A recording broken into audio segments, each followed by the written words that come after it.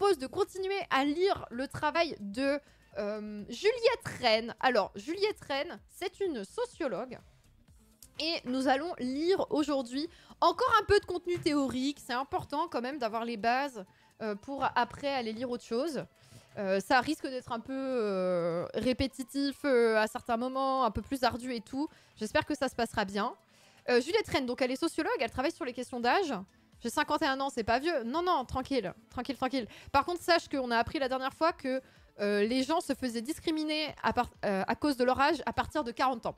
À partir de 40 ans, vous pouvez commencer à vous faire discriminer parce que vous êtes considéré comme trop vieux, notamment dans le monde du travail. Et après, à partir de 40 ans, plus ça avance dans le temps, plus c'est pire. Donc voilà, donc c'est la pente descendante, les 40 ans, en tout cas, pour le productivisme capitaliste. Et là, voilà, là je suis éditorialiste en disant ça, mais malheureusement c'est un fait. C'est un fait sociologique. D'ailleurs, souvenez-vous de l'émission avec Ponce et Rivenzi, où on avait parlé d'écologie avec des gens du CNRS et du GIEC. Et à la fin, les chercheurs sont venus nous voir en disant « Merci d'avoir dit capitalisme. Si nous, on le dit, on donne l'impression d'être politisé et partial, alors que c'est un fait, mais on ne peut pas le dire, sinon on nous dit qu'on n'est pas vraiment des chercheuses. » Alors que le capitalisme existe. Mais dégagez! Mais dégagez! D'un point de vue scientifique et notamment de la science qui est l'économie, le capitalisme existe. On est dans un système capitaliste économiquement. Mais voilà, quand t'es chercheuse dans un autre sujet que l'économie, tu peux pas le dire, sinon on dit que t'es politisée. Donc après, ça invalide tout le reste. Voilà. Source. Quelle est la source? Il y a vraiment quelqu'un qui avait dit ça dans le chat de Ponce. La source? Cette femme dit des propos. C'est quoi la source? Bah, c'est ses travaux de recherche en fait. Elle travaille au CNRS. Merci Colis pour le raid. Merci Colis. Non mais le truc c'est que vous ne pouvez pas comprendre. C'est ça que je suis en train de vous dire, Spark Demon. Tu peux parler de capitalisme et ne pas être de gauche. C'est-à-dire que le capitalisme existe d'un point de vue économique, la science économique, ça existe. Et ça ne veut pas dire quand tu parles de capitalisme et que tu parles de ce système économique-là, ça veut pas dire que t'es de gauche. C'est un fait. C'est un fait. On est dans un système économique qui est un système économique capitaliste. Et donc le problème, c'est que prononcer le mot invalide tous les propos en mode c'est politisé.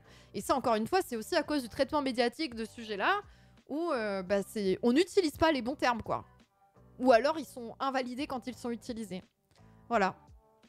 Donc c'est déprimant, c'est très vite déprimant. Du coup, tout de suite, t'as l'air d'extrême gauche ou t'as l'air trop radical. Donc bon. Salut Ouvergrave, l'économie c'est une science, c'est plus proche de la religion qu'une science. Alors non, les... Écoute, tu iras dire ça aux économistes qui remplissent nos facultés et qui essayent de faire des théories économiques, ou même parfois de voir concrètement comment s'organisent les gens, parce qu'il y a plein de choses à faire en économie, et tu iras leur dire que c'est une religion, je pense qu'ils vont adorer. Après, ça veut pas dire qu'il n'y a pas des gens qui construisent des systèmes économiques en se disant « Allez, la main visible, ça va marcher, on y va !» Mais ça, souvent, c'est une récupération des travaux des économistes plus que ce que font les économistes directement, hein. Donc, bon, bah, c'est des politiques qui récupèrent les travaux des économistes pour les tordre dans leur sens et pour maintenir leurs privilèges. Mais bon, ça, c'est autre chose. Voilà. Du coup, Juliette Rennes, je vous disais, elle travaille sur les questions, notamment sur les questions de l'agisme. Ça, c'est ce qu'on a vu la dernière fois. L'agisme, c'est une discrimination, un peu comme le sexisme ou le racisme, mais qui est liée à l'âge. En gros, on va dire que t'es trop âgé pour faire certaines choses et tu vas subir des violences, subir des discriminations pour ça. Et tu vas être, comment on dit, délégitimé, invalidé, bref, discriminé pour ça. Donc c'est une discrimination spécifique que l'on vit à cause de son âge et qui est injuste, quoi, comme toutes les discriminations malheureusement. Mon cœur d'économiste est brisé par le chat. Je suis désolée, Elisa. Je suis désolée. Ce terme maudit. Le capitalisme a qu'à le terme maudit. Donc voilà, donc on avait découvert ça la dernière fois. On avait parlé d'agisme. Et alors oui, c'est intersectionnel, c'est-à-dire que l'agisme, le fait qu'on soit discriminé en fonction de notre âge, c'est parfois pire pour certaines personnes. Typiquement, si t'es une femme, il va pas y avoir les mêmes critères que les hommes. Et par exemple, le vieillissement physique, parce qu'on avait vu aussi que les gens sont discriminés aussi en fonction de est-ce qu'on voit qu'ils sont en train de vieillir ou pas, leur apparence physique, des choses qui sont parfois subjectives, hein. Tu fais plus jeune, tu fais plus vieux, machin. Et du coup, bah, les femmes, typiquement, le vieillissement physique va faire que elles vont être discriminées beaucoup plus tôt ou beaucoup plus durement et invalidées pour ça. Et ça peut être parfois plus violent ou plus difficile, ouais. Donc ça rentre parfois en corrélation avec d'autres choses. Voilà. C'est la discrimination par l'âge. C'est littéralement ce que je viens de dire, oui. L'agisme, c'est la discrimination liée à l'âge. Voilà. Donc, en décembre 2018, un tribunal néerlandais rejette la demande d'Emile Ratelband, par ailleurs personnalité fameuse de la télévision aux Pays-Bas, qui souhaite se faire rajeunir légalement de 20 ans en remplaçant l'année 1949 qui figure sur son état civil par l'année 1969. Donc le mec a voulu changer son âge sur ses papiers d'identité en disant non mais dans ma tête j'ai 20 ans de moins, donc vous allez mettre 20 ans de moins sur mes papiers. Salut Fails, bravo pour ta chronique sur Arte, je confirme, bientôt 60 ans, on nous met de côté, c'est réel. Ouais, c'est dur. Hein. Surtout qu'il y a une grosse fracture numérique et du coup que ça empire le truc. Hein. L'un des premiers textes que j'ai étudiés dans mon cursus parle des origines du capitalisme. Ah oui, oui, oui. Ah bah oui, c'est hyper important. On en parle en sciences économiques. Bah ouais, ouais, ouais. Il y a un podcast d'Ovidie qui est top pour décrire comment les femmes sont encore plus discriminées que les hommes dans les relations amoureuses. Oui, il y a aussi le volet relations amoureuses. Là, moi, j'ai parlé que du travail parce que tu peux être condamné pour le travail. Si quelqu'un veut pas sortir avec toi à cause de ton âge et que t'es pas considéré comme ok sur le marché, enfin, t'es plus dans le marché du couple là, bon, bah ça, tu vas pas pouvoir faire un procès pour ça, quoi. Mais typiquement, une discrimination liée à l'âge pour l'emploi, tu peux faire des procès, tu peux défendre les travailleurs qui subissent ça. Il y a des gens qui sont poussés vers la sortie, en mode qu'on va faire craquer pour qu'on n'a pas envie de les licencier, mais petit à petit, on va les pousser vers la sortie pour pas qu'ils gardent leur emploi, quoi. Ça arrive à partir de 40 ans, et plus t'avances en âge, plus ça s'empire. Voilà. Estimant que sa date de naissance lui cause des préjudices dans sa vie professionnelle et personnelle, notamment lorsqu'il cherche à rencontrer des femmes sur les réseaux sociaux, il se considère victime de discrimination fondée sur son âge. Voilà. Bon bah écoutez, je suis trop vieux pour les femmes sur les réseaux sociaux parce que j'ai envie de baiser des meufs de 20 ans, donc on va me rajeunir. Pour réclamer ce changement de date de naissance, il fait valoir l'appui de son médecin que son âge biologique est celui d'un homme d'une quarantaine d'années et ne correspondrait pas à son âge civil ou chronologique, 69 ans. Donc en fait, son âge biologique, son corps est dans la santé d'un homme. Il est en santé comme s'il était un homme de 49 ans, donc il faut qu'on lui mette 49 ans sur les papiers, quoi. C'est très très drôle. C'est très très drôle. Non mais regardez, j'ai le papier du médecin. On a fait un diagnostic, en vérité j'ai 49 ans. Ça me met super mal à l'aise, je vois ma daronne de 20 piges qui dit non mais trop vieux quand elle croise un mec de 40 ans ou plus. Ah ouais. Salut la non-gynécologue. Ah ouais. Être en bonne santé et se sentir jeune, a rétorqué le tribunal, n'est pas un argument pour faire changer son année de naissance.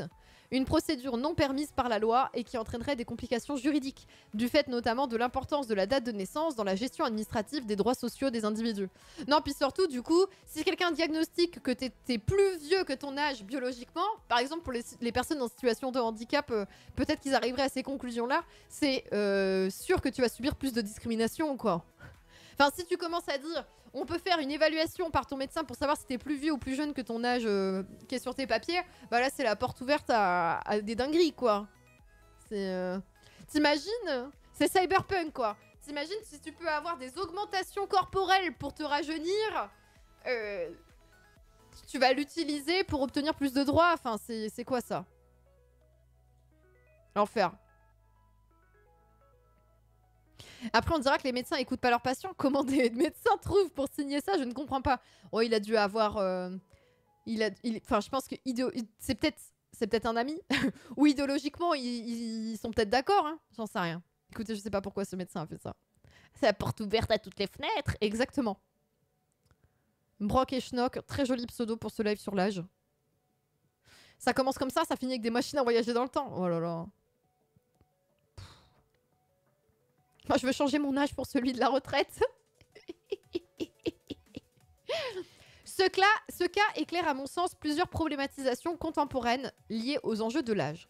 Tout d'abord, s'il est un peu paradoxal que s'érige en victime de discrimination un homme qui, d'après la presse, ne s'intéressait apparemment qu'aux femmes bien plus jeunes que lui et qui discriminait donc lui-même les femmes sur un critère d'âge, ah bah c'est ça, il voulait se taper des jeunettes qui voulaient pas sortir avec un mec de 60 piges. Voilà. Donc lui aussi, il discriminait les femmes en fonction de leur âge. C'est horrible. Sa plainte n'en témoigne pas moins d'une diffusion du paradigme antidiscriminatoire en matière d'âge. Un paradigme qui remonte qui remonte à la fin des années 60 aux États-Unis, lorsque se déployèrent les premières mobilisations contre l'agisme. C'est à ce moment-là, hein, c'est dans les années 60, qu'apparaît ce terme d'agisme. Oui, il a 69 ans, donc plus 70 piges, c'est vrai. C'est dans les années 60 qu'apparaît ce terme d'agisme, donc de discrimination liée à l'âge. Et c'est à partir de ce moment-là que les gens vont se mobiliser contre ça. Ce n'est significativement diffusé dans l'Union Européenne qu'au cours des années 2000. On a quand même 40 ans de retard sur cette lutte. Hein. 40 ans de retard. C'est quand même beaucoup. Hein. Salut Grimdark. Le plaignant néerlandais n'est pas non plus le premier à remettre en cause la date de naissance comme outil d'identification et de catégorisation des individus, ni à faire référence à une forme de précédent en la matière, à savoir la possibilité pour les personnes trans de modifier le sexe indiqué sur les documents d'état civil pour le rendre conforme à leur identité de genre. Ah, ça a été ça, sa défense? Oh, la défense dégueulasse, en mode je me sens plus jeune donc je suis plus jeune. Oh. Années 60, il y avait aussi la ségrégation raciale aux États-Unis. Oui, en fait, c'est des luttes qui vont ensemble. Racisme et agisme, ça fonctionne ensemble. Tout comme la lutte contre le sexisme. C'est des luttes qui fonctionnent ensemble à ce moment-là. Et tout comme avec l'agisme aussi, il y a une lutte validiste, quoi. Contre les discriminations envers les personnes en situation de handicap. Personnes handicapées. Pas mal de luttes de la fin des années 60 ont été invisibilisées ou silenciées ensuite. C'est ça, puis on sait même pas que ça existe aujourd'hui, quoi, pour la plupart. Enfin, on connaît pas, c'est très peu diffusé tout ça. Oui, l'antipsychiatrie, c'est vrai aussi. Ouais. Ah, mais en tout cas, dans les années 60-70, la convergence des luttes, c'est clairement un gros sujet. C'est à partir de ce moment-là aussi qu'on parle beaucoup d'intersectionnalité et tout ça. Mais c'est vrai qu'en Europe, on est un peu en retard et que ces luttes-là se font... Enfin, ou en tout cas, ça se diffuse très peu jusqu'à nous. Aussi parce que c'est très peu traduit. Les textes et les travaux des militants à l'époque sont très peu traduits en français. Et le monde universitaire ferme un peu les yeux là-dessus aussi en France. Hein. Parce que justement, ça aurait pu être un travail des universitaires français que de traduire les textes et de s'y intéresser et de produire de la connaissance là-dessus. Mais c'est vite vu comme un truc un peu communautariste. C'est un peu vu d'un mauvais œil. Et encore aujourd'hui, hein, j'ai pas envie de tracher la fac en France, mais moi-même, de la part de gens de gauche, je mentionne. Hein, ça n'a rien à voir, hein, mais... c'est quand même des chercheurs qui sont dans des sciences sociales, qui sont individuellement, en dehors de leurs travaux de recherche, des gens qui sont de gauche et qui militent aussi parfois, et qui, en fait, sont hyper crispés sur ces trucs-là, qu'ils ont l'impression que c'est partial et militant parce que ça vient des États-Unis et que eux sont plus neutres, ont plus de devoirs de recul, machin. Voilà. Alors que voilà, Pyromantique, exactement, le paradoxe de tout ça, c'est que ces travaux qui viennent des États-Unis sont à la base basés sur ce qu'on appelle la French Theory, qui vient de France. Mais bon. La French Theory, moi je l'ai appris en Amérique du Nord, elle est très peu étudiée dans nos facultés françaises. Ça c'est un fait. Hein. On lit très peu les fondateurs de la French Theory, que eux-mêmes se nommaient pas comme ça, mais voilà ce qu'on a nommé rétrospectivement, on les lit très peu en France. Hein. Bon, après ça donne la gagnerie, donc je comprends aussi, hein, ça crispe les gens. Hein.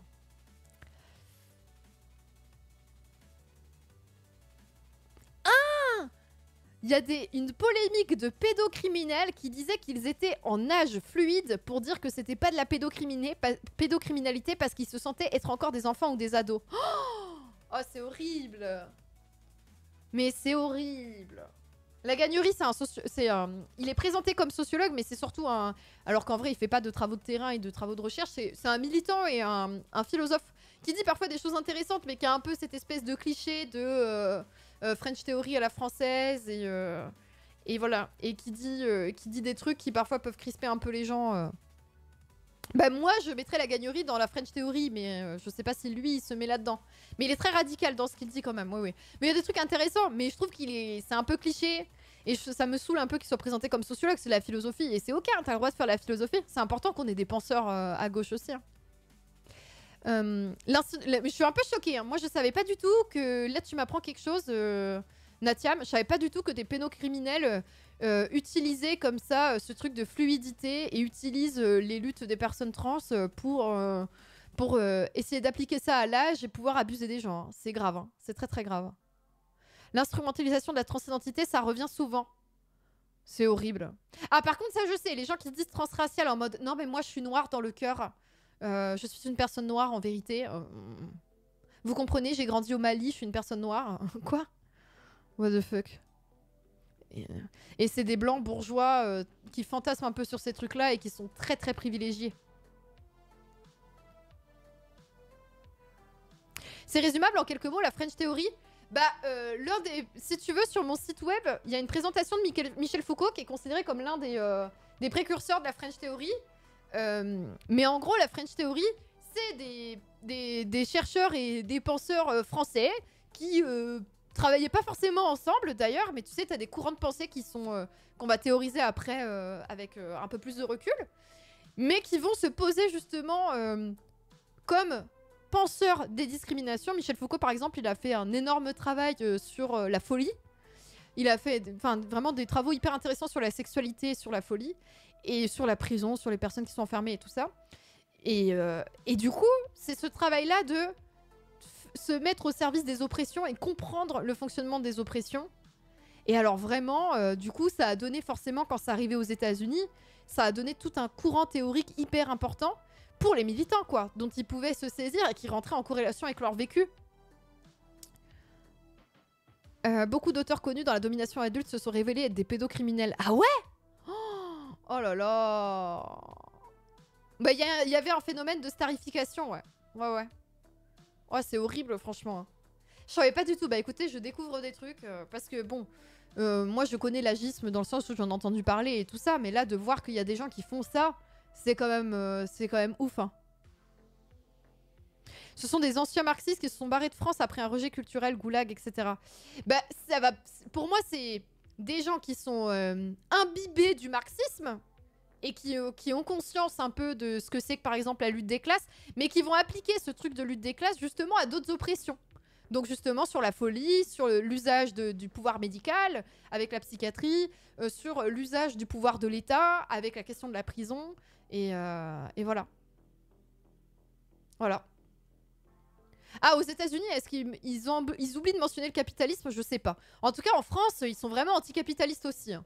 Ils en ont bien conscience, parce que c'est ce que dit Pyromantique, comme ils sont issus du marxisme, ils sont imbibés du marxisme, mais c'est différent du marxisme, parce que justement, le problème du marxisme, c'est que ça se concentre beaucoup sur la lutte des classes, et du coup sur les questions des classes populaires et des classes ouvrières, mais ça oublie un petit peu que d'autres personnes peuvent être exploitées parce qu'ils sont autre chose, quoi, parce qu'ils sont femmes, parce qu'ils sont homosexuels, et donc du coup ils vont réussir à amener ces sujets-là. Comment est-ce qu'ils sont présentés et remémorés, ça efface l'anticapitalisme. Ah, c'est peut-être possible qu'à posteriori, ça oublie ça. Mais en tout cas, eux, on avait bien conscience, ouais. Ouais. Et donc tout ça, ça naît en France. Les États-Unis nous lisent. Et ça va imbiber beaucoup de choses aux États-Unis. Et beaucoup de travaux de recherche aujourd'hui aux États-Unis se basent sur ces connaissances-là qui sont apparues en France à ce moment-là, quoi. Et par contre, le retour en France des travaux des États-Unis, c'est pas du tout naturel, parce qu'en France, je sais pas pourquoi, il y a une espèce de... Oui, bah je vais pas mentionner tout le monde, évidemment, il y a Derrida, mais... Ok. En fait, là, vous faites un truc que j'aime pas faire, le chat, c'est que vous êtes parti en mode gros cerveau, on name drop et on reste dans des trucs théoriques. C'est pas accessible pour les gens qui... Enfin, tu vois, si je balance un milliard de noms en disant lui fait ça, lui fait ci, lui fait ça, la plupart des gens ont même pas entendu parler des noms. C'est hyper difficile. Du coup, j'ai parlé juste de Michel Foucault parce qu'il y a un article sur mon site et que vous pouvez aller plus loin si vous le voulez. Mais en fait, c'est hyper compliqué. C'est déjà pas accessible de parler d'une théorie. Donc c'est pour ça que je fais au plus simple aussi. Et donc, moi, ce qui me choque un peu, c'est que ça vient de France, c'est repris aux États-Unis, ça va donner plein de choses aux États-Unis qui sont hyper féconds, notamment le travail de Judith Butler, que vous retrouvez aussi sur mon site, qui, elle, va parler des personnes queer, et qui va développer toute une théorie là-dessus, qui est hyper intéressant, où elle va parler de performance de genre. Elle va dire que l'on joue son genre, que c'est une performance que l'on fait pour nous et pour les autres, et qu'on finit par y croire, mais que du coup, potentiellement, ça peut être déconstruit. Donc c'est aussi des choses qui vont être utilisées pour comprendre aujourd'hui. On peut comprendre la non-binarité au regard de ça, on peut comprendre les personnes gender fluides à partir de ça. Mais bref, il y a tout ce truc-là qui naît un peu de la French Theory. Et bref. Et le retour de ces travaux-là en France, c'est avec 20-30 ans de retard. La balle ne revient pas vers nous. Parce que j'ai l'impression, et je sais pas, ça c'est mon avis, j'ai l'impression qu'en France, les universitaires et les chercheurs, pas tous, hein, mais il y en a qui ont un côté assez méprisant en se disant ça vient des États-Unis, donc forcément c'est moins bien que ce que nous on fait, nous, pays des lumières et de la connaissance. Et voilà. Voilà. Donc moi je trouve ça un peu triste parce que ça veut dire que dans nos universités, et ben en fait ces connaissances-là, elles arrivent très tard, quoi. Moi, la plupart des gens avec qui j'ai été à la fac, ces concepts-là, ils les connaissent même pas. Sans déconner, hein. Master 2 de sciences politiques, Judith Butler, jamais lu. Si les gens l'ont lu, c'est sur leur temps personnel parce qu'ils aimaient s'intéresser à ces sujets-là. Mais sinon, jamais lu. Ben, c'est chaud, hein. Franchement, c'est chaud. Hein. C'est grave. Hein. Donc là, en termes, moi en tout cas, j'ai l'impression qu'en termes de recherche universitaire, bah, sur ces sujets de discrimination et tout, il y a plein de choses qui sont en retard. Ça me... Pour moi, dans la recherche, les travaux états-uniens ont une bonne réputation. Alors oui, il y a des bonnes revues scientifiques, ça a une bonne réputation. Mais ce que je veux te dire, c'est que dans nos facultés, les chercheurs qui sont bien ancrés, bien en place, eux, ils étaient en mode... on s'intéresse à ce que nous, on lit et ce que nous, on fait. Et nous, on va produire des choses différentes, on va pas aller lire ça. Ça veut pas dire que leurs travaux, ils sont pas reconnus. Mais ça veut dire qu'il y a cette espèce de truc de... non, mais nous, on fait différemment. Il y a une tradition universitaire en France, universaliste. Voilà, c'est ça. En mode, bah nous... pays des droits de l'homme, pays de l'humanisme, on sait ce qu'on fait. Voilà. C'est un peu triste.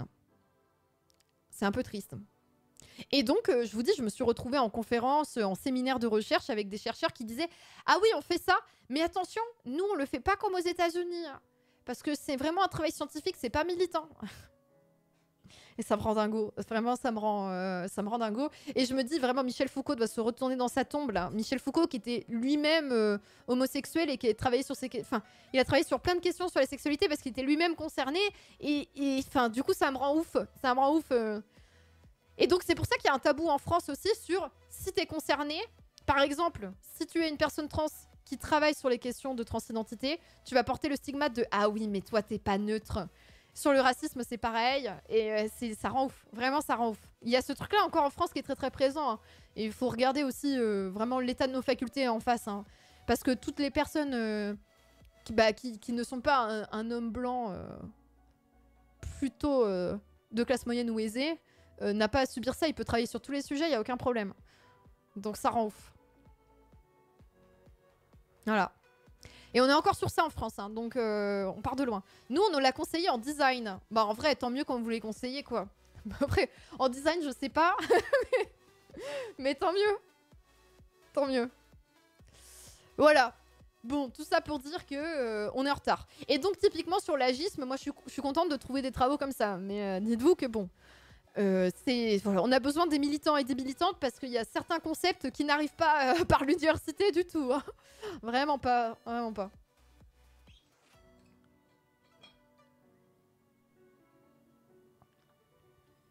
J'ai bu de l'eau, ça va mieux. Bah ouais, les oppresseurs sont neutres. Non mais c'est ça, hein, ça rend ouf. Hein. Salut Rachid. Alors, quelques années auparavant aux États-Unis, l'analogie élaborée par quelques figures publiques entre autodéclaration de l'âge et celle du genre avait déjà suscité le débat. Non mais c'est horrible hein, de dire je peux autodéterminer mon âge et de mettre les personnes trans dans la sauce et de les jeter sous le bus en faisant ça. Design c'est particulier, le champ de recherche en France est inexistant presque. Ah d'accord, c'est forcément beaucoup de ressources issues d'ailleurs. D'accord. Bah je trouve ça hyper intéressant. Mais de toute façon les trucs que t'avais fait... J'ai oublié le nom du mec qui est un facho là. Pourtant son nom est ultra connu. Et que tu parlais de ça, moi j'avais trouvé ça hyper intéressant, Antipass Rare-Cam. J'ai oublié son nom. Oh. Je vais envoyer vers ta chaîne YouTube, mais j'ai oublié le nom, je m'en veux. Le Corbusier. Le Corbusier, voilà, c'est ça, merci. Ah, je suis bloquée.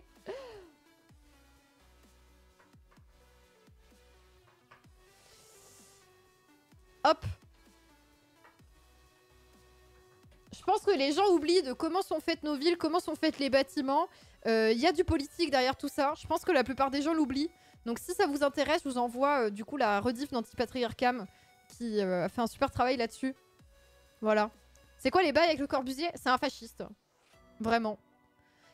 Vraiment. Et il va utiliser le béton justement et les structures pour faire passer ces idées-là, quoi. Hop, je vous mets le lien aussi dans le chat. Non mais vraiment, tout est politique. Hein.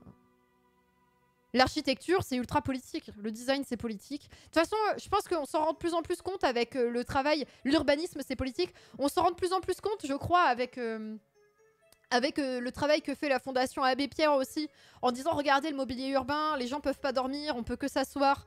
C'est clairement pour éviter que les gens, que les SDF, mais pas que, hein, que les gens de classe populaire squattent l'espace public parce que c'est vu comme ça, c'est vu comme du squat, c'est vu... On peut pas se réapproprier l'espace public tout est fait pour que ça soit pas accueillant et que les gens ne se rassemblent pas. Tu vois, même les jeunes de classe populaire qui veulent boire une bière sur un bar, enfin, pas au bar, mais justement dans un parc ou sur les bancs, c'est ultra mal vu.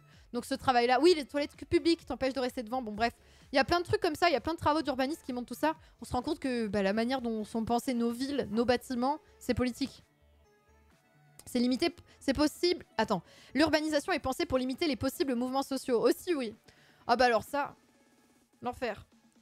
Mais ouais, du coup, je vous conseille vraiment la vidéo. C'est très intéressant comme lecture. C'est une rediff de live, comme vous pouvez voir ici, mais sur un autre sujet. Et je trouve ça trop cool.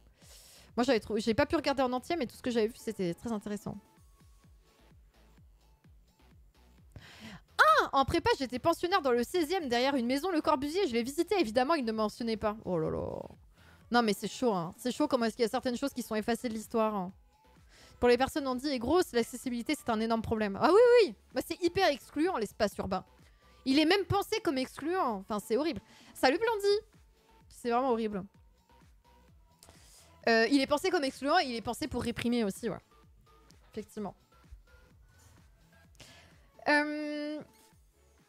Donc, aux États-Unis, voilà, ça fait débat parce qu'il y a des figures publiques qui ont dit « J'aimerais auto-déclarer mon âge ».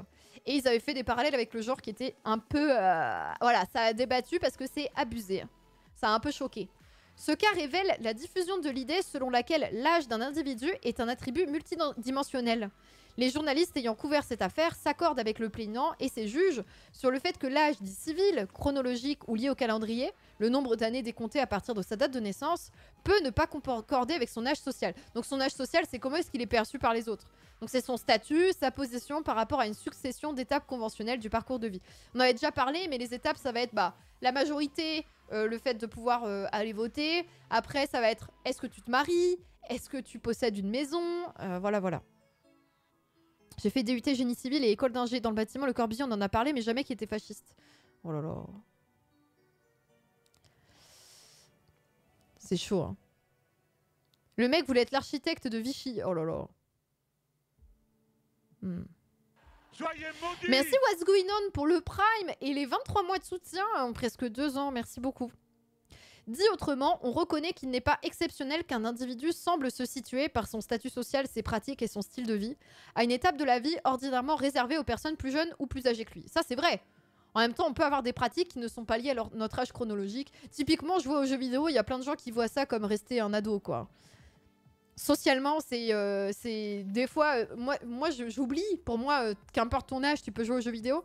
Mais je me rends compte que d'un point de vue extérieur, des gens qui jouent pas aux jeux vidéo, ils ont l'impression qu'on a un loisir d'ado, que c'est pas un vrai loisir, que l'on perd notre temps. Enfin, c'est assez particulier. Et que ça nous empêcherait de sortir ou d'avoir d'autres loisirs aussi. Hein. Enfin, c'est très bizarre.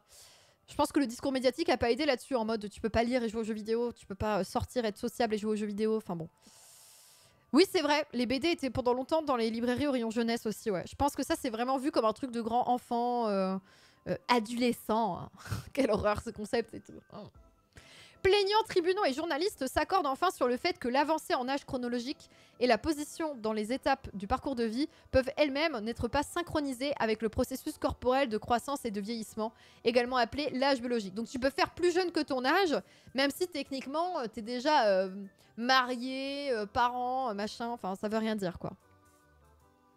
Face à ces différentes dimensions de l'âge, les sciences biomédicales et les sciences sociales tendent à se diviser le travail d'enquête. Alors en gros, c'est que tu sois biologiste ou que tu sois sociologue, il y a un travail commun qui est fait, chacun avec sa spécialité, on avance sur ces sujets-là.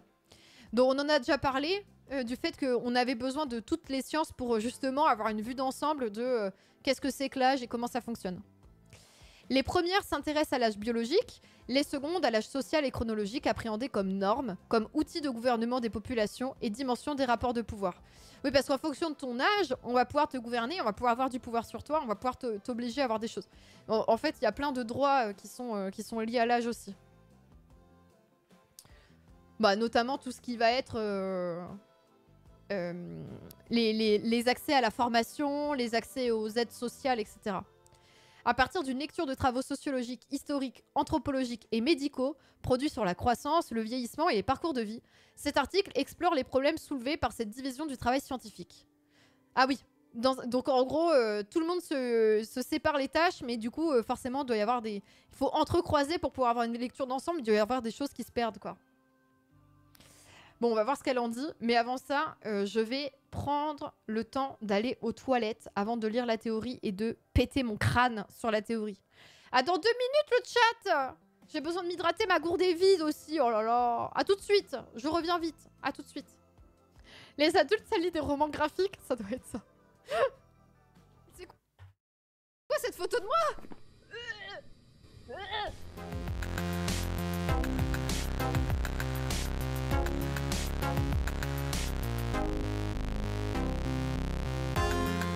Allô, oui, mal soir à toutes et à tous. J'arrive. Bon, j'arrive, je ne sais pas si c'est vraiment moi qui arrive ou quoi, je me reconnais pas, hein. Le changement est total. Écoutez, ses cheveux ont été coupés au ciseau de cuisine. Et vous avez vu? J'ai pas du tout la même tête, hein. J'essaye d'ouvrir la porte. Peur, impossible d'ouvrir la porte. Désolée. Quelqu'un peut essayer d'ouvrir... Ah! C'était quoi, ça? Il attaque! Quand la lumière clignote, c'est qu'il est à côté et qu'il attaque. Il est là, les filles, il est derrière, il y avait sa tête. Vous avez pas vu son crâne? Soyez maudits! Quelqu'un a enregistré? Quelqu'un a pris une photo? J'ai laissé tomber l'appareil photo quelque part en prenant la théière. En prenant la théière. Ah, heureusement qu'on est à plusieurs, sinon ce serait la panique. J'arrive pas à ouvrir? C'est normal que j'arrive pas à ouvrir? Ah ok, il faut la tirer. Je rentre dans le garage. Oui, je te suis. Bah c'est un sous-sol, c'est pas un garage en fait. Ditz? Allô? On a perdu Ditz. Elle est morte, hein? On a perdu Ditz? Oh non putain, elle est morte? On l'a perdue? Ditz, réponds-nous.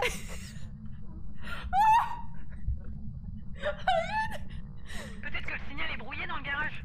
Peut-être que le signal est brouillé. Mais le voyant est vert, donc le disjoncteur est bien allumé, on peut remonter. On va... Je crois qu'elle a vu le fantôme et elle est... Au secours, j'arrive plus à parler. À l'aide. Je remonte. Ouais. Dites, il y a son cadavre. Oh bah putain, mais qu'est-ce que c'est que ça? Il y a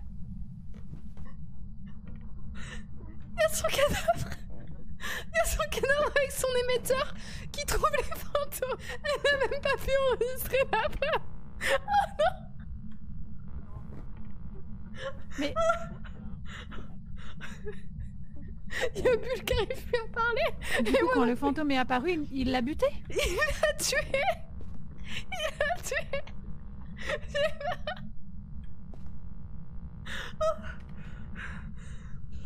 À l'aide. Pensons efficace. Regroupons toutes ces affaires. Ok. Il y a une petite larme qui coule. Mais alors... Oh putain, sa tête. Je viens de voir sa tête. Je vous jure, c'est terrible. Nous sommes réunis ce soir pour porter grâce à la sainte Ditz. Ditz, porteuse de la frange, nous a rejoints aujourd'hui pour nous apprendre, nous faire... Je suis de retour. Merci Plessia pour les 18 mois de soutien et merci Delta Maïr pour les 28 mois. Merci beaucoup. Merci. Soyez maudits! Bon, désolé pour tout à l'heure, je voulais pas vous engueuler parce que vous balanciez des ressources, mais en fait, je m'explique juste sur le fait que vous balanciez des noms et que vous expliquiez des trucs. C'est très bien que vous expliquiez dans le chat et tout, mais faut que j'apprenne aussi à pas forcément rebondir.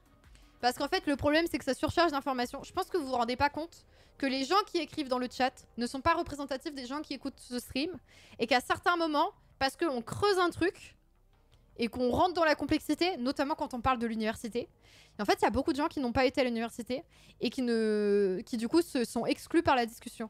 Du coup, il faut essayer de trouver un équilibre pour réussir à aller vers leur rendre accessible ce qui se passe à l'université, parce qu'il faut pas le mettre sous le tapis non plus, et puis les gens sont pas cons, ils vont comprendre. Hein. Mais ne pas rentrer dans des débats de personnes qui sont un débat élitiste, quoi, de personnes qui ont déjà les bails et qui ont les références et les notions, et du coup voilà, de rentrer dans un truc où là d'un coup ça devient excluant parce qu'en fait c'est la merde. Après, merci beaucoup à la personne qui a posé la question sur ce que c'était que la French Theory, parce que j'avais balancé le nom comme ça, j'ai pas pris le temps de vous expliquer, et je pense que c'était pas mal que ça prenne le temps d'expliquer un petit peu. Peut-être que je vous ferai un live dédié sur ça en partant des travaux américains un jour, ça peut être cool. Ça peut être vraiment cool, je pense. Voilà. J'étais perdue quand ça parle du Corbusier. De toute façon, alors ça, c'est sûr que d'un point de vue... Parce qu'en fait, il y a des sociologues et des politistes qui ont travaillé sur les villes et sur l'agencement des villes, l'urbanisme et tout ça, ce à quoi ressemblent nos villes, et qui ont montré comment c'était excluant.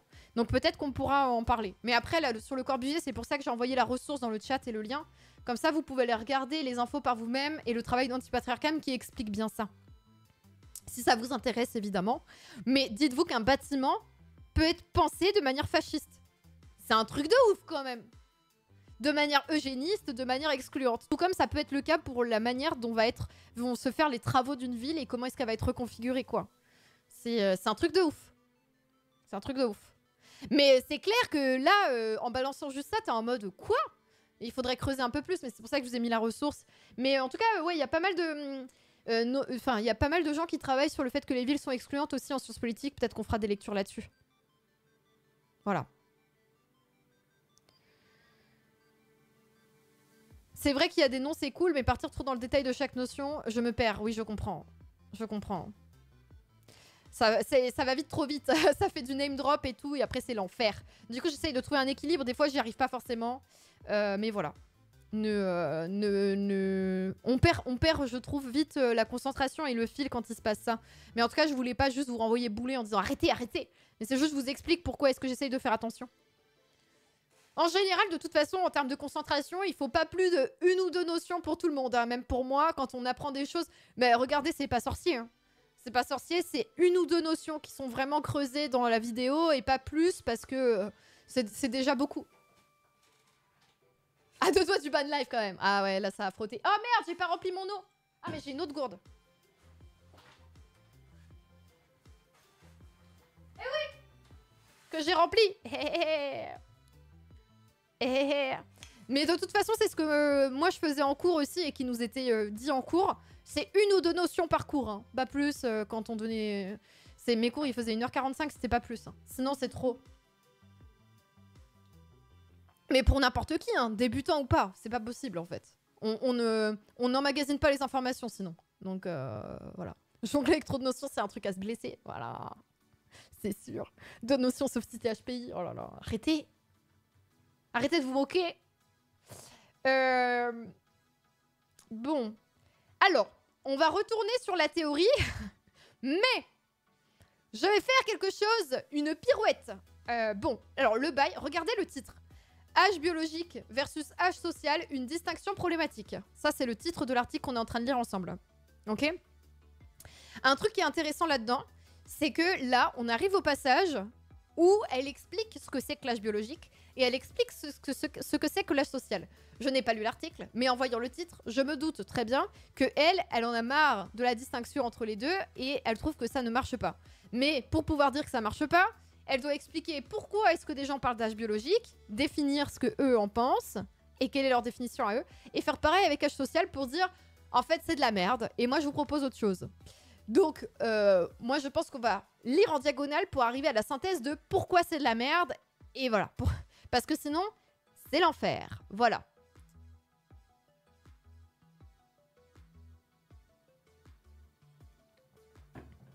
Donc si je vous parle pas trop, c'est parce que je lis dans ma tête. Pour savoir si je garde ou pas. Et qu'est-ce que je vous lis.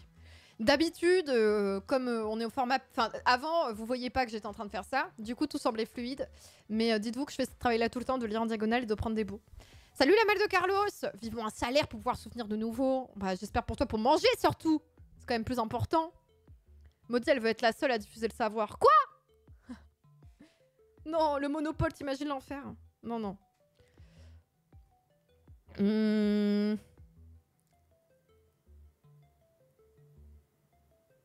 Bon, ça date des années 60, la perspective constructiviste sur l'âge, ok. On reconnaît sans difficulté le caractère social de ce qu'on appelle les périodes, les étapes, les phases ou les stades de la vie. Donc là, elle dit qu'en fonction des changements démographiques, des changements politiques, des différentes périodes d'histoire, quoi, en fonction du contexte, on passe pas les mêmes périodes dans notre vie au même moment. Typiquement, être marié, avoir des enfants, ça se fait de plus en plus tard maintenant. On avait lu des travaux là-dessus que en campagne, c'est encore assez tôt, mais sinon, globalement, ça se fait de plus en plus tard. Donc ça dépend vraiment du contexte dans lequel tu es. Même en France aujourd'hui, en fonction de où tu vis spatialement et en fonction de ton milieu social d'origine, tu vas pas te marier, avoir des enfants ou pas au même âge, quoi. Voilà. L'âge chronologique, il relève aussi d'une certaine manière de l'invention. Alors ça, j'ai trouvé ça hyper intéressant quand on en a parlé dans la précédente lecture qu'on a faite. Le fait qu'on ait l'âge sur notre carte d'identité, sur nos papiers, etc., c'est une invention, quoi. Il y a quand même l'invention de l'anniversaire. Ça, tu vois, j'y avais jamais pensé. Moi, je me suis dit, bah, c'est évident que j'ai un âge qui est déterminé par le fait que je suis sortie de l'utérus de ma mère à ce moment-là. Pour moi, je me suis jamais posé la question sur ça. Mais en fait, le fait que l'on mesure l'âge, ça va pas de soi. Et qu'on le mesure de cette manière-là non plus. Mais là, t'es en mode, mais ça n'a aucun sens. Mais en vrai, il fallait bien que quelqu'un se dise, ou qu'on se dise collectivement, bah ton âge, il va commencer à partir de ce moment-là, et on va appeler ça âge, etc. Avec un calendrier qui est particulier, oui, c'est ça. C'est compté différemment en Corée, par exemple. Tu sais comment c'est compté en Corée? Pourquoi c'est compté en années et pas en mois aussi? Oui, c'est vrai. Bah, ouais.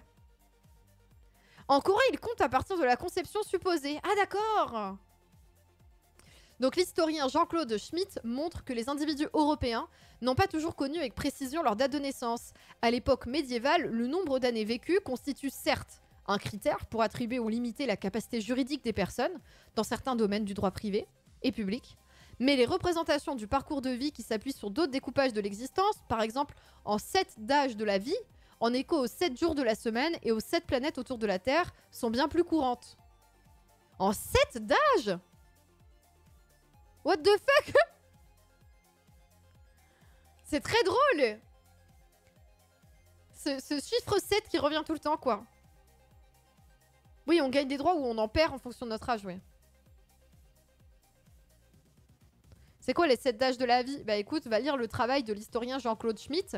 Mais là, apparemment, c'est un découpage tous les 7 ans, comme les 7 jours de la semaine. Donc on découpe la semaine en 7 jours, ça pareil, ça va pas de soi. Ou les 7 planètes autour de la Terre. Mais je sais pas plus que vous ce que c'est les 7 d'âge. Je viens de le lire, je découvre les gens. Ah. Alors, c'est dur, hein. Alors, t'es puceau jusqu'à 14 ans, t'es adolescent jusqu'à 21 ans, la jeunesse ça dure de 28 à 30 ans, et après t'es l'homme parfait de 30 à 50 ans. Voilà, ça vous va? Ça vous va? Bon bah c'est par tranche de 7 ans quoi. Voilà. L'enfance c'est de 0 à 7 ans, pucelage de 7 à 14 ans, adolescence de 14 à 21 ans, et après jusqu'à 30 ans la jeunesse, et après vous êtes l'homme parfait. Voilà. 21-28. Bah de 21 à 28, t'es la jeunesse. De 28 à 30, t'es encore... Non mais vous voyez bien, c'est dit là. Regardez, 0 à 7, enfance. 7 à 14, pucelage. 14 à 21, adolescence. 21 jusqu'à à peu près 28 ou 30 ans, là c'est la jeunesse. 30 ans et plus, jusqu'à 50 ans, homme parfait. Après, de 50 à 70, t'es vieux. Plus de 70 ans, t'es en état de défaillance. Voilà. C'est pas scientifique, c'est ça qu'on voit, ouais. C'est clairement comme ça qu'ils considéraient l'âge à l'époque. Voilà. Tout ça pour dire que c'est une construction, l'âge, qui est liée à notre contexte historique, culturel, voilà. C'est au 15e siècle. Au 15e siècle, ils disaient ça. Voilà. Non, mais tout ça pour dire qu'on n'a jamais...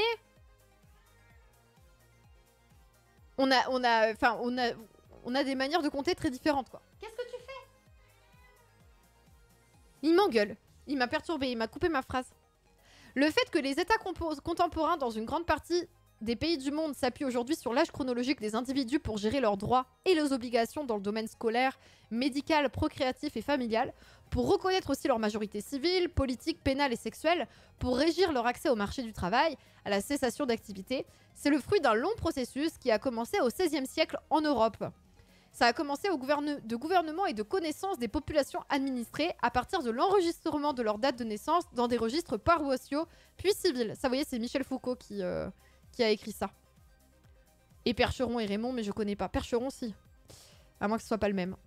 Cet usage multidimensionnel de la date de naissance dans la gestion des populations a conduit les individus contemporains à développer une conscience subjective historiquement inédite de leur avancée dans l'âge chronologique. Avant, on n'avait pas forcément l'impression d'avancer en âge, vu qu'on n'avait pas cette chronologie-là. C'est intéressant. Je trouve. C'est bon, il vient sur mes genoux, il se calme. Donc voilà, donc ça sert aussi, avec le recensement et tout ça, tout ce qui va apparaître, ça sert à pouvoir gérer la population. Hein. C'est du travail de gestion de la part de l'État. Et ça peut être utilisé pour discriminer, du coup, aussi. Ça montre à quel point on est dedans. Ah oui, moi aussi, je suis surprise. Hein. Pourtant, là, quand tu le dis, tu fais « Ah bah oui, mais je sais pas. » Alors, donc, ça va être l'âge social, qui va être régi... L'âge chronologique, pardon. L'âge chronologique qui est réglé, du coup, par nos sociétés et par nos modes de gouvernement. Au Moyen-Âge, la notion de futur avenir n'existait pas. Oui, c'est ça, c'est pour ça que ça change tout, fondamentalement.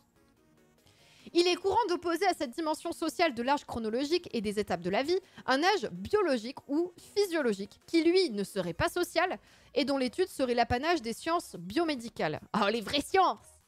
Rappelant des concepts de base utilisés en gérontologie, le sociologue britannique John McIncoll explique que l'âge chronologique se distingue de l'âge social, qui renvoie à une identité assignée en fonction de normes de division d'âge qui prévalent à une société à un moment donné, et de l'âge physiologique, qui désigne l'état physique et cognitif mesuré à partir des tests relatifs des capacités fonctionnelles, de la mobilité, de la force, de la dextérité, de la densité osseuse, de la santé des organes, de la performance intellectuelle.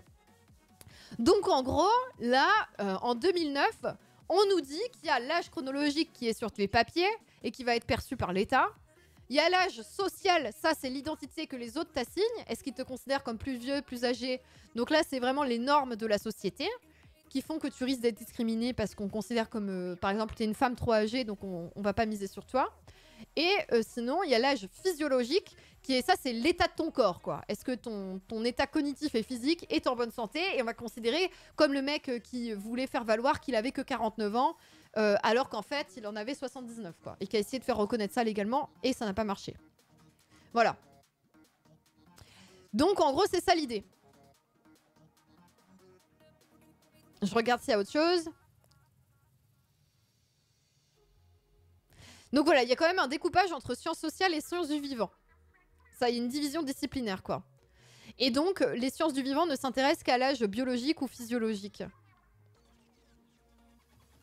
Alors que les sciences sociales vont parler plutôt d'âge social pour dire t'es dans des étapes conventionnelles dans le parcours de ta vie, la majorité, le fait d'accéder à la propriété, le fait de se marier. Et donc là, on voit, tu passes à l'âge adulte, retraite, t'es vieux. T'es vieux. Voilà.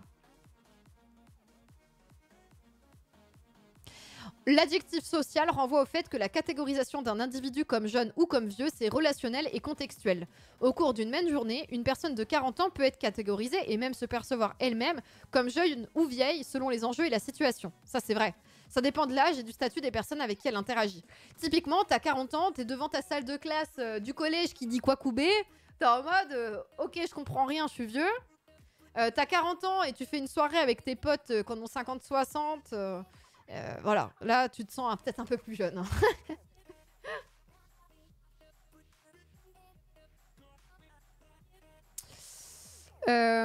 Alors.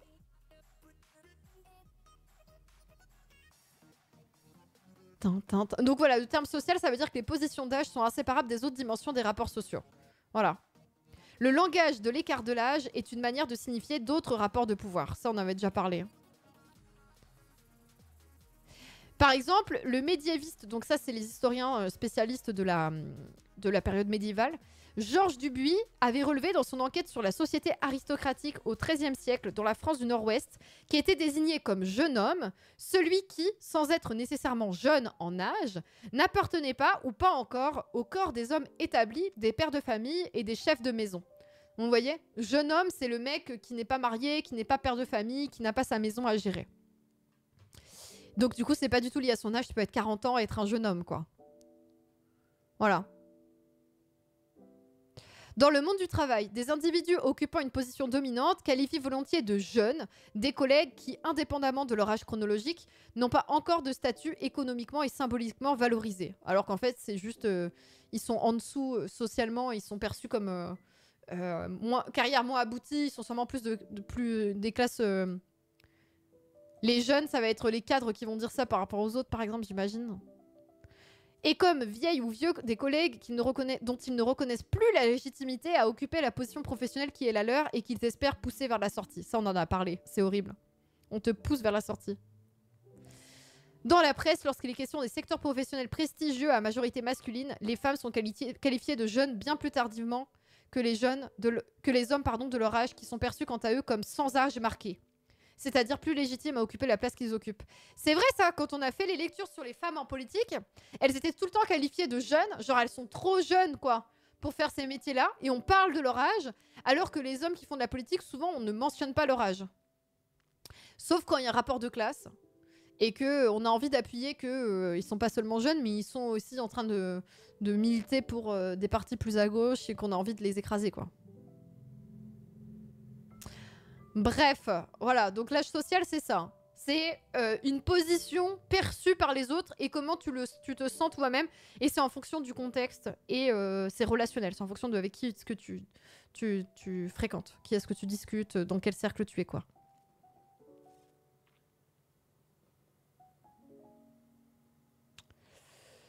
Alors, elle va dire... Qu'est-ce qu'elle dit? Attendez. Qualifier de social une seule facette de l'âge afin de distinguer des dimensions chronologiques et biologiques de l'âge, laisse entendre nécessairement que deux autres dimensions, elles, ne seraient pas sociales. Voilà, donc elle est en train de dire que même l'âge biologique, il est social. Certainement parce que tes capacités cognitives et tes capacités physiques, elles sont conditionnées par ton milieu social d'origine.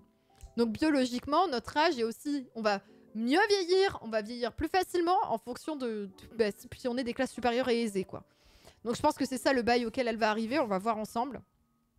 Et l'âge chronologique, on a bien vu avec le travail des historiens que c'était social aussi parce qu'on n'a pas toujours compté l'âge de la même manière et qu'on le compte pas partout en fonction de là où on est, quoi, dans quel pays on est. Quand Macron, son âge était évoqué, on disait qu'il avait moins de 40 ans seulement. Oui, oui, oui. Oui. Biden, on parle beaucoup de son âge. Bah oui, mais il est dans la phase défaillante, exactement, comme dit Desciplo. Bah oui, mais ça, c'est de l'agisme avec Biden. Ça dépend du milieu social et de la génétique. Ouais, on avait parlé un petit peu aussi de la génétique la dernière fois en disant que les deux fonctionnaient ensemble, ouais. Exactement. Parce que ta génétique, il y a une partie qui est conditionnée par ton environnement sur plusieurs générations, quoi. Si l'âge civil ou chronologique ne comporte pas la propriété qu'a l'âge dit social de varier selon les contextes, il n'en est pas moins que lui aussi est un outil forgé par les sociétés humaines dans un contexte spécifique pour scander et mesurer le temps vécu par les individus et permettre la gestion politique de la succession des générations. Donc l'âge chronologique qui est sur nos papiers, c'est une invention humaine qui est historiquement située. L'âge civil est bel et bien social dans le premier sens du terme. L'âge biologique, quant à lui, il est social par trois aspects. Tout d'abord parce que cette mesure médicale du temps vécu est liée au processus historique qui est lié à la date de naissance, quand la date de naissance est devenue un instrument central de connaissance qui permet de gouverner les populations, et aussi parce que l'âge biologique est concrètement traversé et transformé par les rapports de classe et de genre. Même les enjeux raciaux, hein, parce qu'on l'a vu aussi que par rapport à la santé, par exemple une femme noire va être beaucoup moins bien soignée qu'une femme blanche, et qu'un homme blanc pareil. On va minimiser leur douleur, on va minimiser leur ressenti, on va minimiser leur vécu. Les personnes grosses, c'est pareil. Donc il y a un enjeu, enfin voilà, dans tous les cas, avec toutes les autres oppressions, c'est lié, quoi. Donc ça veut dire que la biologie, ton corps va être en moins bonne santé si tu subis des oppressions, quoi. Et donc forcément, ça va venir limiter ton espérance de vie. Parce que la définition médicale des étapes biologiques de l'existence varie elle-même en fonction d'une société et d'une époque à l'autre. Donc le médical est aussi social. C'est des humains qui le font, c'est des humains qui prennent des décisions, c'est des humains qui posent des diagnostics, c'est des humains qui mettent en place aussi ces connaissances scientifiques, quoi. J'ai entendu enjeu ratio, je suis matrixée. Oui, voilà, on appelle ça le syndrome méditerranéen, c'est vrai. Bah t'excuses pas pour l'orthographe, y a pas de problème. Tant qu'on arrive à se comprendre, y a pas de souci. Le corps du prolo vieillit pas comme celui d'une hantille, c'est ça. Tout comme le corps d'une femme va pas être pris en compte de la même manière. Typiquement sur l'endométriose, ça se voit beaucoup, hein. Le fait que ça a été vraiment minimisé, encore aujourd'hui, pas trop pris en charge, en mode c'est normal d'avoir mal pendant ses règles, pour les personnes qui sont menstruées. C'est pas du tout normal d'avoir mal pendant ses règles. Et de souffrir et de pas pouvoir être en capacité de se déplacer ou de rester debout ou quoi. Enfin, c'est pas possible, c'est horrible. Ça montre bien qu'il y a un pouvoir médical, qu'il y a des sujets qui sont plus investis que d'autres. Enfin, voilà. Des bisous, Chloé Cui. Franchement, tu peux penser à énormément de streamereuses. Hein. Beaucoup de streameuses qui sont atteintes d'endométriose. Il y en a beaucoup qui en parlent de plus en plus aussi. Publiquement. Donc voilà, donc l'âge biologique, ça va être un outil d'enquête sur les populations pour les soigner aussi de soins, mais aussi de contrôle social. Super. Donc là, ça revient sur tout l'historique de tout ça. C'est super. C'est super. Ça va limiter ton accès à des droits, à des activités, à des prestations, à des biens matériels et symboliques. C'est top. C'est top. Bah oui, parce que comme c'est vu comme médical, c'est vu comme objectif et neutre. C'est ça le problème aussi avec la médecine aujourd'hui. C'est qu'on voit pas que la médecine, c'est une accumulation de choix. Et on se dit, bah non, c'est neutre, c'est objectif. C'est horrible. C'est vraiment horrible. Et c'est pour ça qu'il y a autant de tensions sur les vaccins aussi, du coup, qu'il y a des personnes qui subissent ça. Typiquement, sur tous les départements d'outre-mer et ce qui s'est passé avec les vaccins, ils ont clairement subi des discriminations par rapport à ça et utilisé pour ça. Donc oui, forcément, ils sont crispés aujourd'hui. Il y en a beaucoup qui sont anti-vax, mais en même temps, quand t'as subi ça. Oui, il y a des biais partout, mais en fait, les gens ne l'acceptent pas, quoi. Ils ne veulent pas en entendre parler du fait qu'il y ait des biais partout. Les tutelles et les mises sous curatelle pour les vieux, ouais.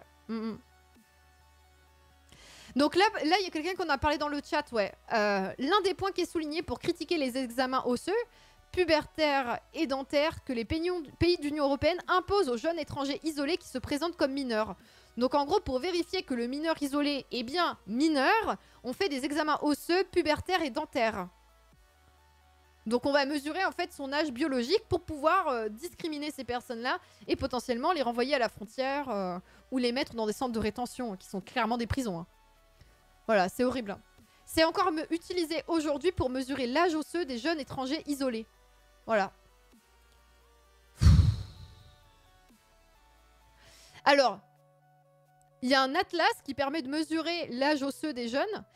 Comment est-ce que ça a été conçu, cette science de mesurer l'âge osseux? Ça repose sur une population de référence. Donc on a mesuré l'âge osseux d'une population de référence et maintenant on compare du coup les personnes qui sont mineurs étrangers isolés pour voir s'ils sont vraiment mineurs ou pas. Donc le travail scientifique qui a été fait pour mesurer l'âge osseux, ça repose sur une population de référence qui était constituée par une cohorte de 1000 enfants et adolescents blancs de Cleveland, de l'Ohio aux États-Unis, issus des classes moyennes, nés dans les années 30. Pff, non mais n'importe quoi. C'est-à-dire un échantillon de population particulièrement homogène par ses caractéristiques sociales et ethno-raciales. Non mais ça va pas du tout. Puis surtout très éloigné. Enfin, je suis pas sûre que les mineurs étrangers isolés sur lesquels ils font les tests, ça soit des adolescents blancs des États-Unis issus des classes moyennes. Donc c'est complètement pété en plus. Hein. Référentiel de merde.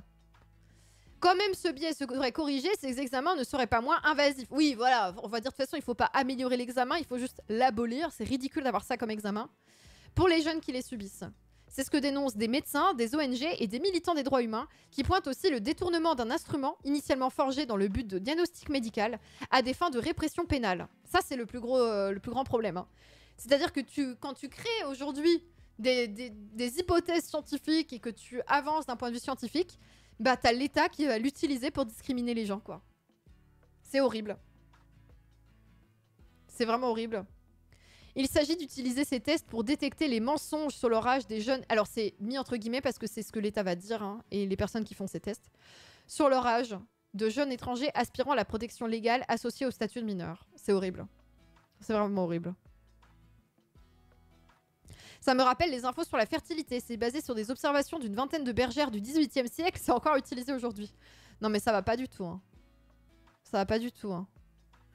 Ah, ces critiques sont en partie comparables à celles envers le test d'intelligence qui, à partir du XXe siècle en France, ont visé à mesurer l'âge mental des enfants et des adolescents scolarisés. Oh là là. Oh là là. Plusieurs travaux de sociologie, d'histoire de l'éducation ont montré que ces tests, utilisés pour distinguer les enfants jugés dignes de bénéficier d'une scolarité générale et ceux qui devaient être orientés dans des filières courtes ou hors du système scolaire, comportaient un biais de classe. L'évaluation de l'âge mental ainsi que des formes ultérieures de tests de l'intelligence imposés aux enfants fonctionnent comme autant d'indicateurs de leur environnement social, conduisant à favoriser des compétences mieux représentées chez les enfants que leur origine sociale ont familiarisé avec les attentes scolaires et à ignorer d'autres compétences et dimensions d'intelligence. C'est pour ça qu'on se moque beaucoup des HPI parce que bizarrement, la plupart des personnes qui sont mises sous ce diagnostic entre guillemets de HPI, ce sont des énormes bourgeois. C'est top. Mais c'est horrible, hein. C'est horrible parce que du coup, là, il y a des gens qui sont discriminés pour ça et qui n'ont pas accès au système scolaire qui est censé être républicain et accessible à toutes et à tous, gratuit, libre, obligatoire, quoi. C'est quand même très grave. Hein. Des gens qu'on a sortis du système scolaire parce qu'ils viennent d'un milieu social trop pauvre et qu'on considère que ça valait pas le coup de miser sur eux, quoi. Et qu'on a mesuré leur intelligence. T'imagines la perception que t'as de toi-même ? Bon bah on a mesuré mon intelligence, je suis censée être trop con. Alors que juste tu viens pas d'un milieu favorisé. Mais oui, ça existe encore ça, bien sûr.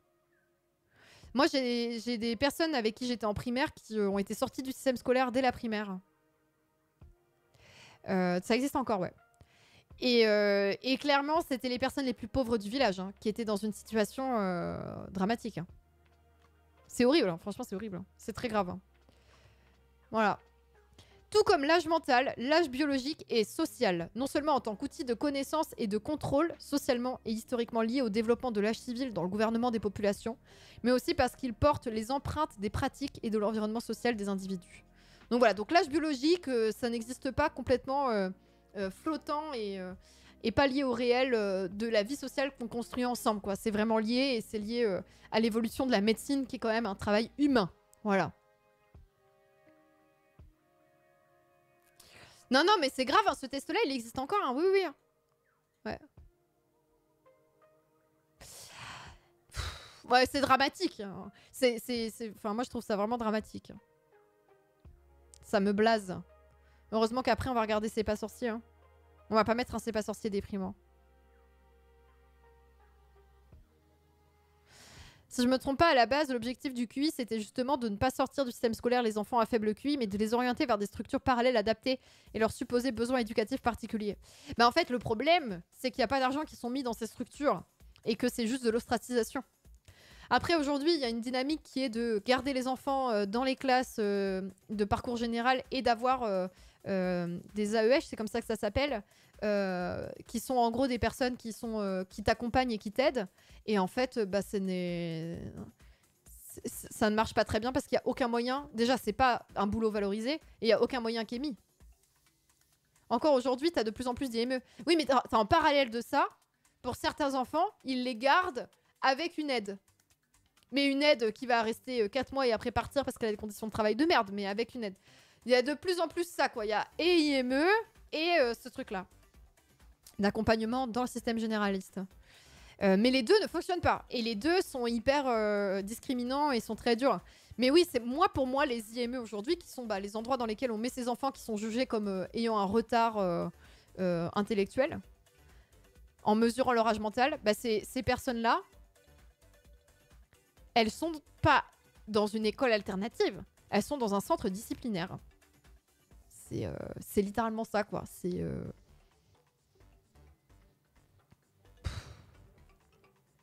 C'est ça, c'est AEH. C'est un boulot sous-payé. Les nôtres sont 4 pour accompagner 22 élèves dans un collège de 500. Voilà, c'est l'enfer. Voilà. On a un élève qui a besoin d'un temps plein. Les 3 autres AEH bossent 2 à 3 heures par semaine avec nos élèves à besoin. C'est horrible. Ouais, c'est horrible. L'inclusion des personnes des handis dans le système scolaire, c'est en 2008. Voilà, c'est récent. Hein. Voilà. Oui, pour moi, c'est ça. C'est l'équivalent des hospices et des asiles, exactement. Hein. C'est des centres de détention et de rétention. Hein. Salut Big Lucas, bon week-end à toi. C'est horrible. Hein. Ça aurait été trop bien d'avoir un article transdisciplinaire avec un ou une biologiste pour appuyer ses propos. Les anciens des médecins seraient d'accord avec ça. Bien sûr. Bah, de toute façon, elle l'a mentionné dans l'article. Excusez-moi si je n'ai pas trop appuyé. Pour dire ça, elle s'appuie sur des travaux de biologistes, de médecins. Oui, oui. Elle n'a pas inventé ça. Non, non, non. Elle s'appuie sur le travail de médecins qui aussi critiquent ça. Bien sûr. Je suis d'accord que c'est l'État, en tant que force répressive et de gouvernement de population, qui fait ça. Bien sûr. Après, ça veut pas dire qu'il y a pas des médecins... Enfin, de toute façon, il y a plein de personnes qui sont passées par le système médical qui peuvent en parler. Ça veut pas dire que t'as pas des médecins grossophobes, des médecins validistes et tout. Parce qu'il faut voir aussi comment est-ce que les études de médecine sont faites pour juste créer des gens privilégiés. C'est horrible. Ça, voilà. Mais ça veut pas dire que... Tu vois, c'est comme le droit. C'est comme les études en droit. Les études en droit, oui, clairement, devine ta filière. Les mecs qui sortent de droit, c'est l'enfer.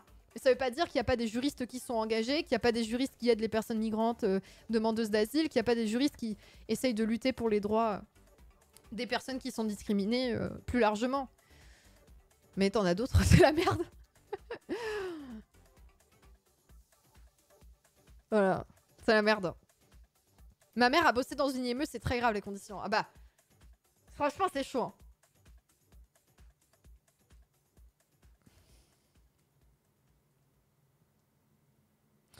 En Suisse, il y a beaucoup de mesures intégratives et inclusives. J'aimerais bien y croire, mais la Suisse est tellement un peuple conservateur que je pense que c'est comme à chaque fois qu'on lorgne, pardon, qu'on lorgne sur les autres pays en se disant c'est mieux ailleurs, il y a des dysfonctionnements un peu partout, quoi. T'as les avocats qui vont aider les migrants, t'as ceux qui vont aider Sarkozy. Voilà, c'est un bon résumé. Mais oui, clairement, heureusement qu'il y a et des personnes concernées, parce que il y a des associations. Il y a des associations de familles, de personnes aidantes, mais aussi de personnes concernées par ces sujets-là, qui font un travail de lobbyisme énorme et qui font un travail d'éducation, de pédagogie qui est énorme et un travail de lobbyisme aussi.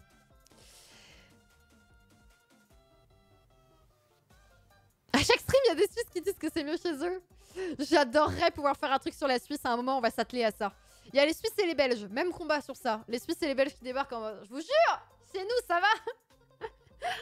Merci Rousserand pour les 24 mois de soutien. 2 ans. Ça y est, maudit. 2 ans. Non, il y a des problèmes partout. Mais ils sont différents. Parce que effectivement, c'est lié à l'histoire, au fonctionnement, au contexte et tout ça. Donc c'est toujours un peu différent. Mais voilà. Mais la Suisse, c'est vraiment très très conservateur et il y a beaucoup d'inégalités, quoi.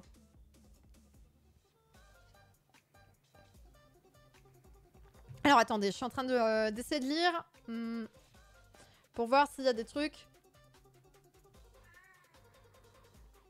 Qu'est-ce qu'il y a le chat? Donc là, elle parle de des autres recherches qui parlent de tout ça. Ah voilà. Il y a des recherches sur l'inégalité sociale de santé qui ont existé, tac. Il y a aussi des travaux sociodémographiques sur l'écart d'espérance de vie et de longévité entre femmes et hommes qui ont contribué à montrer que les modalités du vieillissement biologique doivent à des pratiques sociales, en particulier des socialisations de genre. Typiquement, j'ai partagé sur Twitter un post qui parlait de ça, je sais pas si vous avez vu passer. Ça parle de ça, ça parle clairement de ce que fait le patriarcat aussi aux hommes, hein. On a lu un bouquin sur ça qui s'appelle Les coups de la domination masculine. Si ça vous intéresse, c'est dispo sur la chaîne de Rediff. Je vous mets le lien dans le chat de la chaîne de Rediff. Et donc là, je vous montre par exemple sur l'espérance de vie des hommes, pourquoi est-ce qu'elle est si restreinte. Trigger warning, accident. Je viens d'apprendre que les femmes qui font des sports de montagne ont plus de chances de se blesser et de mourir si elles sont accompagnées d'au moins un homme que si elles sont seules ou accompagnées d'autres femmes. Je développe. En gros, les hommes prennent plus de risques, font moins attention et donc se mettent eux-mêmes et les gens avec qui ils font cette activité en danger. Ça va être genre de prendre des chemins de montagne alors qu'ils sont fermés, de ne pas avoir assez d'eau ou de protection contre le climat. Donc ils prennent pas assez leurs précautions et ils considèrent que c'est bon, ça va bien se passer, quoi. Donc là où prendre des risques pour soi-même quand on est seul, ça impacte seulement soi-même, ils vont faire les mêmes choix quand ils sont accompagnés et donc mettre les autres en danger. Typiquement, ça c'est lié à une socialisation masculine qui fait que le rapport au danger, il y a beaucoup plus de prise de risque quand on est un homme parce que c'est lié à la masculinité, à la virilité.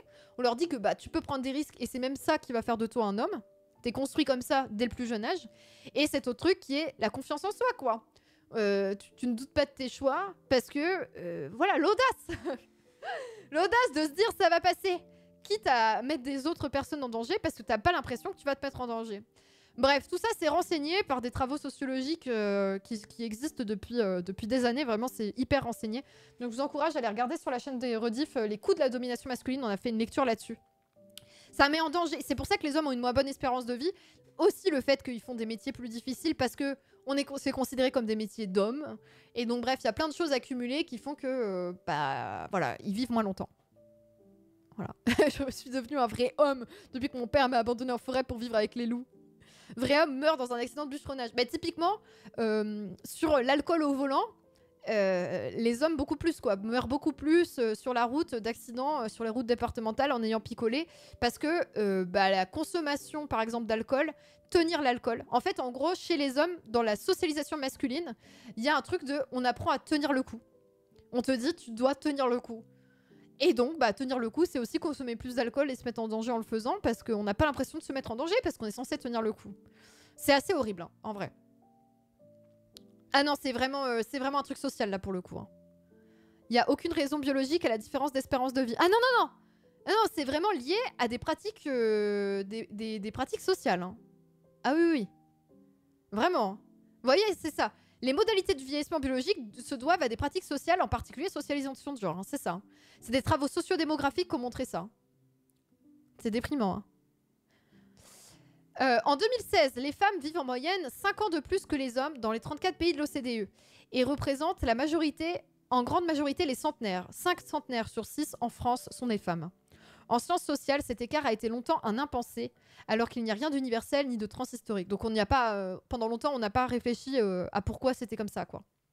Depuis les années 2000, plusieurs enquêtes sociologiques, démographiques et historiques montrent de quelle manière suivre des normes de conduite et investir des activités ordinairement considérées comme masculines a aussi pour les hommes des coûts en matière de santé, d'espérance de vie et de longévité. C'est ça.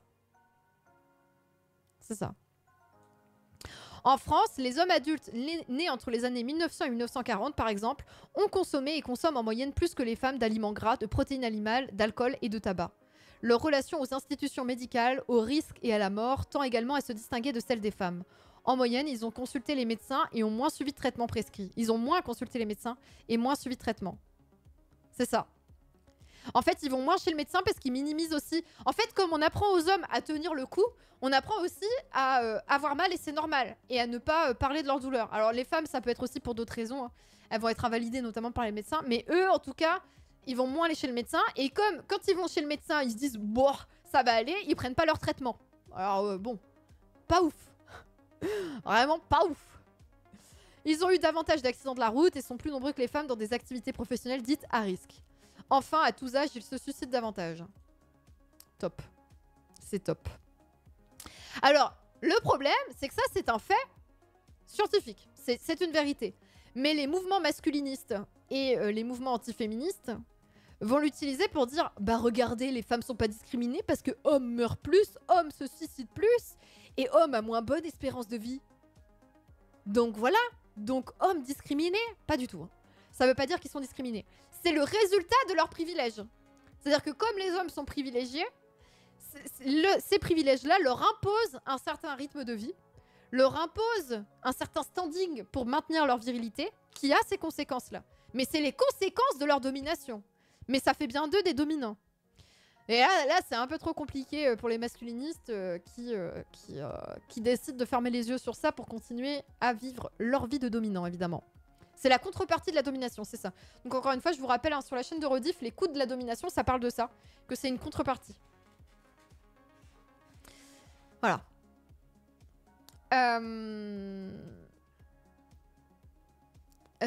Bon, alors voilà. Les femmes sont davantage socialisées tout au long de leur vie à investir l'espace privé et la vie familiale, même en travaillant. Elles seraient en moyenne moins démunies que les hommes pour faire face à la reconfiguration de leur identité sociale et de leur vie quotidienne autour d'activités domestiques et relationnelles hors travail. Alors oui, parce qu'il y a un truc aussi lié au suicide chez les hommes, ils suicident quand ils perdent leur emploi pour beaucoup. Et les femmes, quand elles perdent leur emploi, bah, de toute façon, elles étaient assignées à la maison, donc ça fait moins un choc, vous voyez. Parce que il y a encore cette vision de l'homme, c'est un chef de famille qui doit apporter de quoi subvenir à ses besoins, à sa famille. Et s'il fait pas ça, il perd son identité, quoi. Pour les femmes, comme elles sont assignées aussi à l'espace privé, à la vie privée, même quand elles ont un emploi, la perte d'emploi est moins un choc. Voilà. C'est donc pas un privilège, c'est une contrepartie de la différence entre mes femmes. Bien sûr que si, c'est un privilège. Tu peux pas dire que c'est pas un privilège. C'est-à-dire que, ok, il y a plus de suicides et l'espérance de vie est réduite et il y a des boulots qui sont parfois plus difficiles physiquement qui sont faits, qui vont accélérer le vieillissement biologique. Mais ce que ça produit concrètement, c'est que ils vont être dans une situation où ils sont très rarement dépendants économiquement de leur femme, alors que l'inverse existe beaucoup plus. Il y a 1 milliard de trucs qui sont un privilège à 100%, quoi. Enfin, je comprends pas pourquoi est-ce que tu dis que c'est pas un privilège, du coup. Parce que, tu vois, si on continue à parler de contrepartie, la contrepartie d'être une femme et d'être socialisée comme femme, c'est de, par exemple, penser qu'on a l'instinct maternel et donc d'octroyer son temps à la sphère familiale. C'est pas une contrepartie. C'est avoir l'illusion d'un choix, quoi. C'est ouais. Tu parles de domination, ils sont écrasés par la société, eux aussi. Non, mais... On vit dans une société, c'est ça que vous êtes en train de me dire. On vit dans une société. Voilà. Conclusion, nous vivons dans une société, tout le monde subit ça. Non, mais d'accord. Mais ça veut pas dire que... parce que t'as des normes qui s'imposent à toi, que les normes, tu n'en tires pas un profit. On est dans un système de domination. Il y a des dominants et il y a des dominés. Les colons, par exemple, tirent profit de la colonisation et donc, du coup, les dominés subissent. Bah là, c'est pareil dans les rapports hommes-femmes. Hein. Là, je suis désolée, mais il va falloir que vous mettiez face aux faits, quoi. On peut être victime de quelque chose qu'on bénéficie. Bah, il peut y avoir des effets négatifs à quelque chose dont on bénéficie. Ça veut pas dire qu'on n'en bénéficie pas pour autant. Voilà.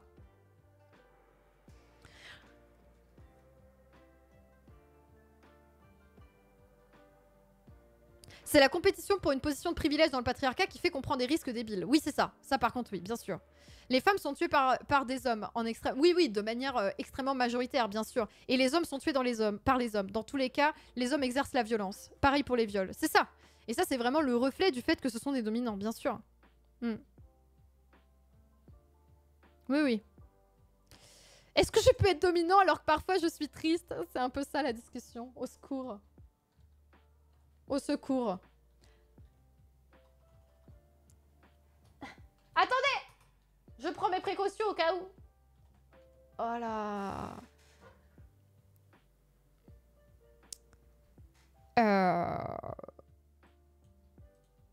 Du coup, j'en étais où? Attendez, j'étais en train de relire en diagonale.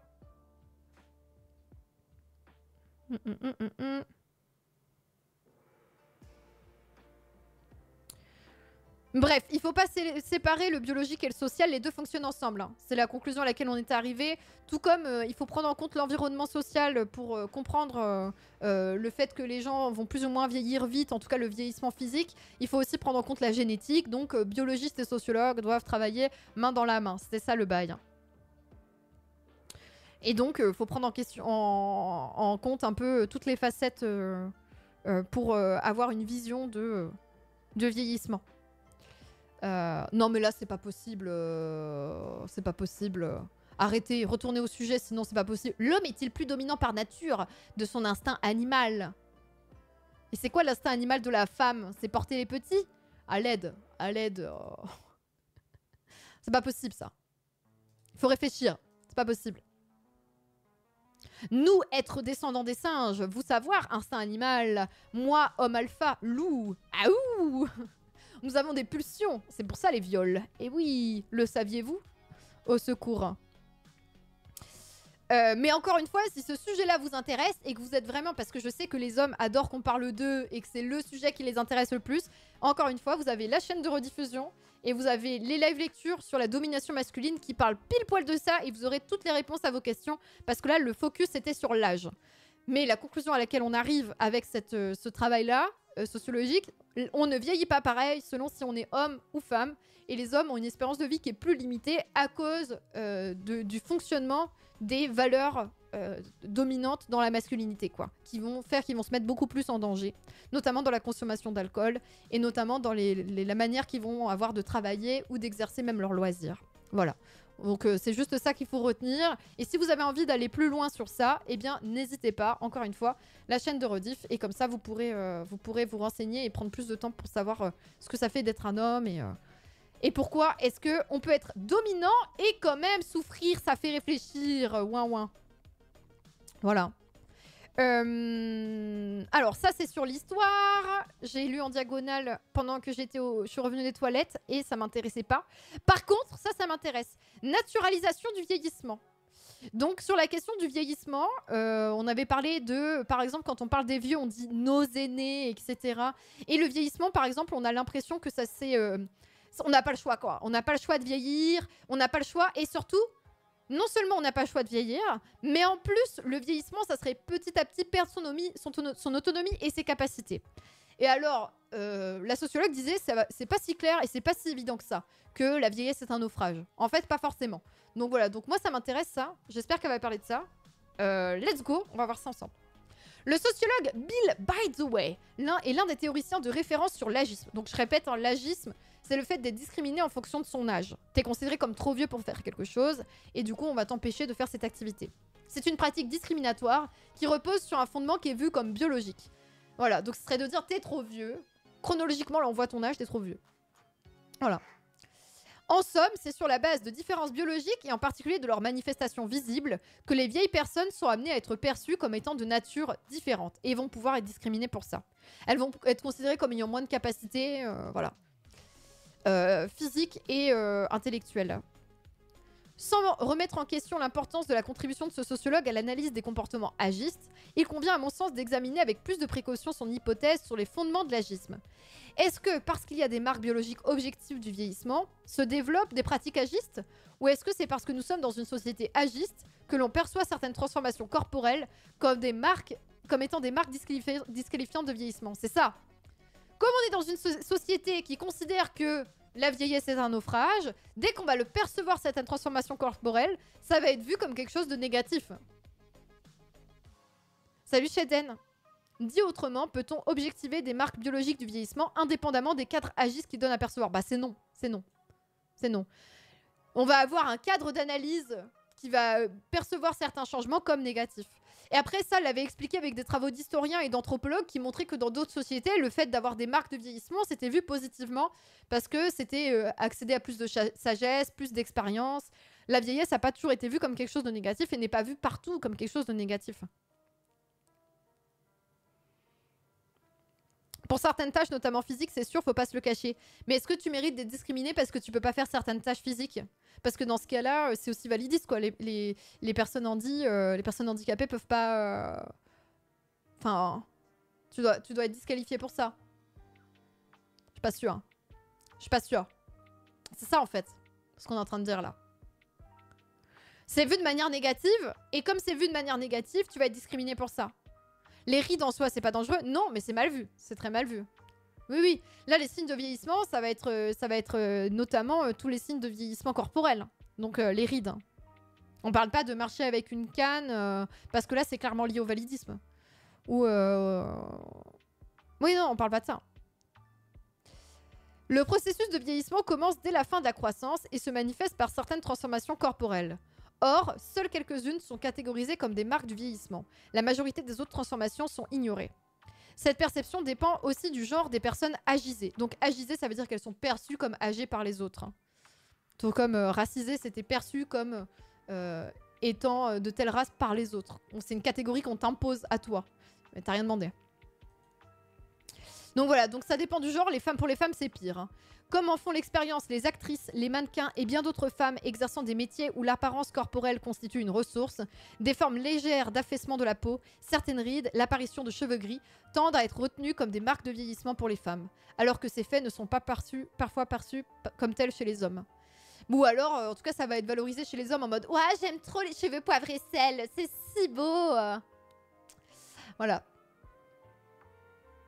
La perception de ces transformations corporelles comme des marques biologiques du vieillissement et l'encodage de ces marques comme disqualifiantes sont donc façonnés par les cadres genrés du regard. Oui, un homme qui vieillit, on dit qu'il a du charisme, c'est vrai.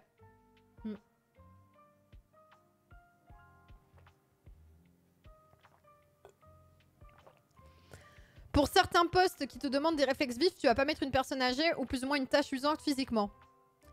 Je pense que là, tu comprends pas que c'est même pas le sujet et que la manière que tu as de poser la question et d'imposer le truc... Là, on est en train de parler des rides et de l'affaissement de la peau, par exemple, et que toi, tu es en mode « Oui, mais les personnes, elles sont diminuées physiquement, elles ont moins de force, et regardez, cognitivement, il y a moins de réflexes. » Là, tu es en train d'imposer un cadre de vision qui est clairement pas celui du texte, parce que clairement, tu as un biais qui est hyper discriminant pour les personnes âgées, quoi. Elles seraient forcément réduites et moins autonomes, elles auraient moins de capacités cognitives et moins de capacités physiques.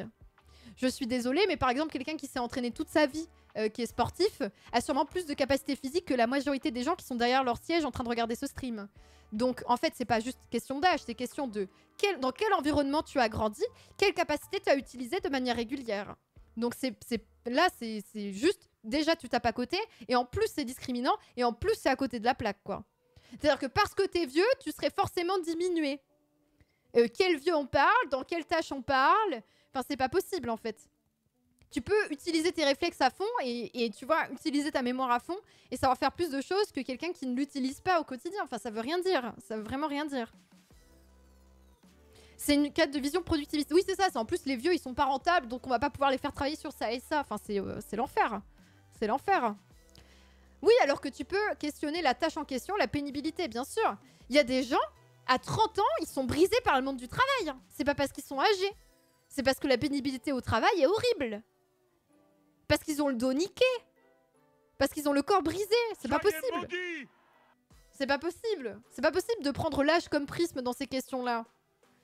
Alors que là, en l'occurrence, ça serait plus un prisme qui serait celui de la classe sociale et des travaux que l'on fait faire aux classes les plus défavorisées. Merci Flying Dogo pour les 29 mois de soutien, merci beaucoup. OMG 29 mois le jour de mes 29 ans, salut à tous. Merci beaucoup Flying Dogo. Non mais tu sais, par exemple, il y a un boulot de merde, c'est être à l'abattoir et s'occuper des carcasses en abattoir. Ça, bizarrement, personne ne le fait très vieux comme métier. Mais c'est pas parce qu'on peut pas embaucher un vieux pour faire ce métier-là. C'est pas ça la question qu'il faut se poser. Un vieux ne pourrait pas faire ça, donc on va pas recruter un vieux. C'est pas ça la question qu'il faut se poser. C'est la question, c'est qu'à 25 ans, les gens qui ont commencé à 18, quand ils arrivent à 25 ans, ils ont le corps brisé, ils peuvent juste plus travailler du tout. Ou quasiment plus travailler, ou pas travailler sans souffrir. Enfin, vous vous posez la mauvaise question. Je sais ça, j'ai été dedans. Bah alors, tu vois bien que c'est pas lié à l'âge. Merci Fab pour le Prime et les 8 mois de soutien. Tu vois bien qu'on nous a matrixé sur l'âge.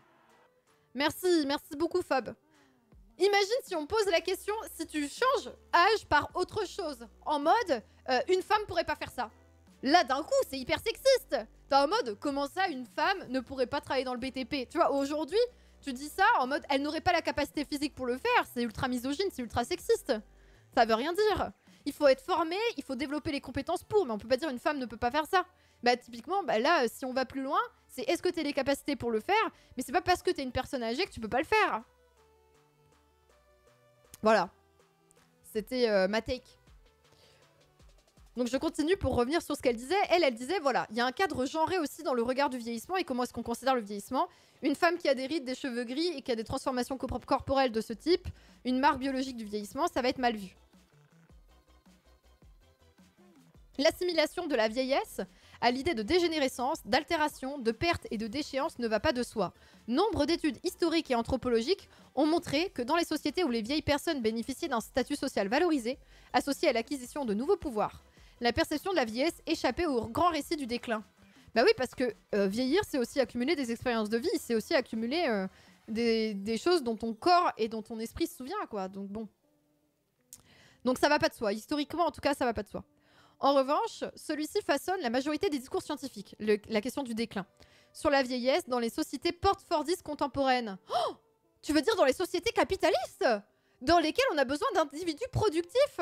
Et ben là, d'un coup, les vieux sont déconsidérés? Peut-être parce que le monde du travail brise nos corps à tel point qu'après on peut plus être assez productif. Mon Dieu, mais comme c'est bizarre. Comme c'est bizarre. On a usé ton corps, après tu peux plus travailler, et après on dit, bon les vieux ils sont périmés. Bah oui, mais peut-être pas parce qu'ils sont vieux, peut-être parce qu'ils ont eu des conditions de travail de merde. Post-Fordiste, c'est quoi? C'est capitaliste. En fait, Ford, c'est la mise en place de l'usine, du travail à l'usine.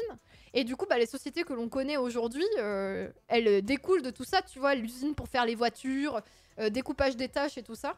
Et comme on vient de ces sociétés-là, c'est notre héritage, bah, on a besoin de gens qui sont productifs. Donc notre perception, c'est ce que dit Mogwai, notre perception est basée sur le productivisme, quoi. Il faut qu'on soit productif et rentable. Et quand tu brises le corps des gens et qu'à moins de 30 ans, ils sont plus assez productifs parce qu'ils sont épuisés, ah oui, forcément, plus tu vieillis, moins t'es rentable. Voilà. Ce qu'on disait, c'est à partir de 40 ans, le monde de l'entreprise considère que t'es plus rentable. Et on a envie de te pousser à la porte. Pousser vers la sortie. Voilà. C'est horrible, c'est horrible. Dans cet article collectif multidisciplinaire, médecine, psychologie et démographie, on lit que, passé la cinquantaine ou la soixantaine, les pertes l'emportent sur les gains, la peau s'amincit et se ride, le squelette se tasse progressivement et l'individu s'achemine peu à peu vers le troisième âge et la vieillesse.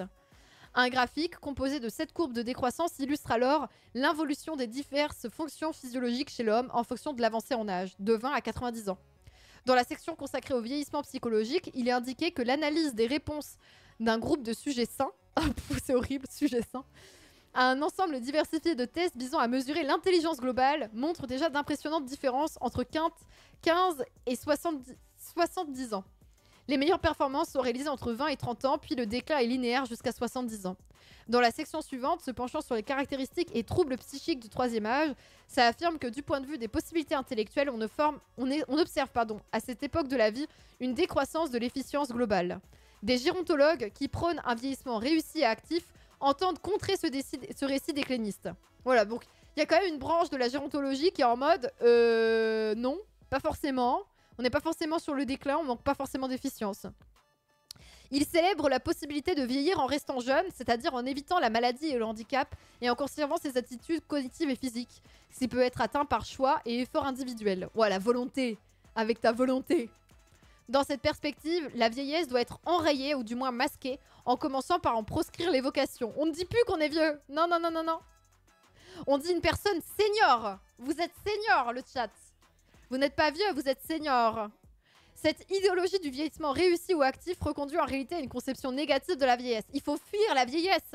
Ça serait un déclin. Du coup, il faut réussir sa vieillesse. Donc j'espère que vous travaillez dès maintenant avec le professeur Kawajima vos petits exercices pour maintenir votre cerveau sur votre DS. Hein. Voilà. En outre, elle n'est pas exempte d'un forme de biais de classe. Bah oui. On a plus de chances de réussir son vieillissement quand on appartient au milieu privilégié, et d'autant plus de chances de la rater si on a été ouvrier et précaire toute sa vie. Et donc, on a plus de chances de tomber malade, etc. Voilà, c'est top. Voilà, les déterminants sociaux de la vieillesse dépendante. On est plus on vieillit, enfin, il y a plus de chances qu'on vieillisse en étant dépendant de ses proches et des autres quand on est de classe populaire. Peut-être parce que le monde du travail nous a brisés et que les conditions de vie sont déplorables. Donc, bizarrement, il y a peut-être un lien. Ma grand-mère de 98 ans, elle fait des mots croisés sans les cases noires. Moi, j'ai du mal à faire des mots fléchés level 1. Ah, c'est l'expérience. Non, mais c'est quand même dramatique tout ça. Hein. Bon, voilà. Donc, il y aurait un vieillissement réussi qui serait lié à une volonté individuelle. Quelle horreur. Et donc, elle dit non. Il y a un processus corporel qui est lié à du biologique et du social. Et il faut prendre ça en compte, quoi. Bon, alors... Ah, il y a quand même un truc. Attendez. Il faut qu'on arrête d'associer assimilation. Oui, faut qu'on arrête d'assimiler l'expérience de vieillir à celle de décliner. Voilà ce que disent des travaux scientifiques qui sont pas en mode volonté individuelle, let's go, travaille ton cerveau. Il y a quand même, voilà, des travaux scientifiques qui montrent que vieillir, ce n'est pas forcément décliner. Par exemple, la fabrication de nouveaux neurones, contrairement à ce qui a été longtemps affirmé, peut continuer tout au long de la vie. Les connaissances et les savoir-faire antérieurement acquis peuvent compenser une plus grande lenteur dans le traitement des informations nouvelles. Justement, l'expérience. Le vieillissement ne touche pas toutes les dimensions corporelles de façon synchronisée. On vieillit pas de la même manière et en même temps. À l'intérieur même de notre propre corps, hein, je parle. L'affaiblissement de certaines fonctions peut être contrebalancé par le développement de capacités inexplorées. Voilà. Ça, c'est ce que montrent d'autres travaux scientifiques. Donc la vieillesse n'est pas forcément un naufrage. Plus tu sais parler de langues, moins tu as de chances d'avoir Alzheimer. Bien sûr, il n'y a que les classes supérieures qui ont le temps d'apprendre 10 langues. Ça va même plus loin que ça. Alzheimer peut être plus facilement diagnostiqué chez quelqu'un qui est de classe supérieure et aisée parce que les connaissances intellectuelles vont se voir plus facilement décliner, alors que, par exemple, si tu es de classe populaire, le diagnostic va être... par exemple, tu vois, le grand-père qui a toujours parlé allemand, italien et tout, s'il arrive plus trop à le faire et qu'il se souvient plus trop, on va se dire « Oula, là, il y a un problème ». Alors que justement, si tu parles qu'une langue ou si tu n'es plus capable... Enfin, tu vois... Il y a un truc où, comme les connaissances des classes populaires passent beaucoup par l'expérience de vie physique et matérielle, par le sens pratique, et ben la perte de sens pratique va moins se voir que les pertes des capacités intellectuelles qui sont valorisées, culturelles, de genre, t'es capable de réciter les poèmes de ton auteur préféré, etc., qui est présent chez les classes supérieures et aisées. Donc même la famille va s'alerter beaucoup plus tard chez les classes populaires, et le diagnostic va être largement minimisé par les médecins aussi. Soyez maudits! Voilà. Bref, l'enfer. Merci Calveros pour les 5 mois de soutien. Bonjour à toi. Je sais pas si j'ai été très claire dans ce que je disais, mais il y a des textes de sociologie hyper intéressants sur ça, sur Alzheimer, en mode, plus t'es de classe populaire et voilà, plus t'es issu d'un milieu défavorisé, moins ça va être vu que t'as Alzheimer, moins tu vas pouvoir être soigné. Voilà. C'est l'horreur.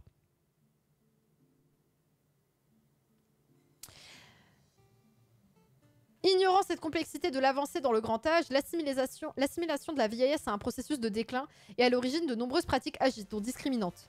C'est parce que l'on considère la vieillesse comme une déchéance programmée que des pathologies qui font l'objet d'un traitement médical chez les sujets les plus jeunes ne sont pas soignées chez les personnes plus âgées.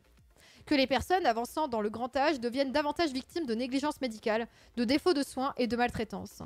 C'est horrible. Ainsi, des travaux récents montrent que les patients âgés atteints de cancer bénéficient moins de soins curatifs que des personnes plus jeunes au même stade de la pathologie. Et que ces soins sont débutés plus tard. Parce qu'on considère que de toute façon, à quoi ça sert de les soigner, ils vont bientôt crever, quoi. Top, top, top. Ma mère était aide-soignante au pôle Alzheimer. Ouais. Ça va pas être des boulots faciles non plus. Hein. En plus de pas être des boulots très valorisés. Meanwhile, chez Google, ça cherche à faire vivre 200 ans pour les riches. Oh, c'est horrible. Ouais. C'est horrible. On a pu également observer qu'un handicap catégorisé comme une discrimination lorsqu'il affecte des adultes perçus comme jeunes, parce qu'il les prive d'accès à des activités auxquelles ils sont légitimes à aspirer, n'est pas défini comme discriminatoire lorsqu'il affecte des personnes jugées âgées. Donc en gros, le validisme est encore plus présent chez les personnes âgées, quoi. Le fait d'être discriminé parce que t'as un handicap, ça va être encore plus présent. On estime naturel que leur capacité d'agir soit limitée. Il en va de même pour la dépression des personnes très âgées, souvent négligées par les soignants car interprétée comme une conséquence nécessaire de l'état de vieillesse. Oh là là. Donc moins d'aide psy aussi. Super, hein, c'est top. On peut faire l'hypothèse que si des personnes jeunes étaient soumises aux mêmes pratiques dégradantes, si elles se trouvaient isolées et séparées du reste de la société dans des structures spécifiques, tout en se voyant attribuer le statut d'incapable, de personnes inactives et de charge pour l'état social et leurs proches, une partie d'entre elles réagirait également par des états dépressifs. Oh bah c'est même pas une hypothèse, hein.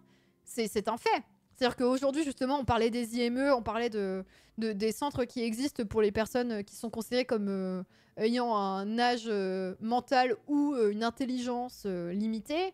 C'est horrible. Ou les personnes en situation de handicap qui se retrouvent dans des centres aussi, c'est horrible. Bien sûr qu'elles sont en état dépressif, certaines, c'est horrible. Ça rappelle les ESAT et la psychiatrie, voilà exactement. Ouais. C'est quoi le petit raton l'envers en bas? C'est la mascotte de la chaîne. T'es trop vieux, trop jeune pour être dépressif ou dépressive, avoir 30 piges, c'est l'âge légitime pour ta dépression. Oui, oui, oui, carrément. Ah bah t'es trop jeune, t'as trop rien vécu, tu peux pas être dépressif. Mais ça c'est de l'agisme aussi, parce que l'agisme c'est une discrimination liée à l'âge, parce que t'es considéré comme trop jeune pour ou trop vieux pour. Et ça limite des fois les diagnostics, ouais. Tu vas être très mal diagnostiqué pour ça. Ouais, ouais. C'est horrible. Hein.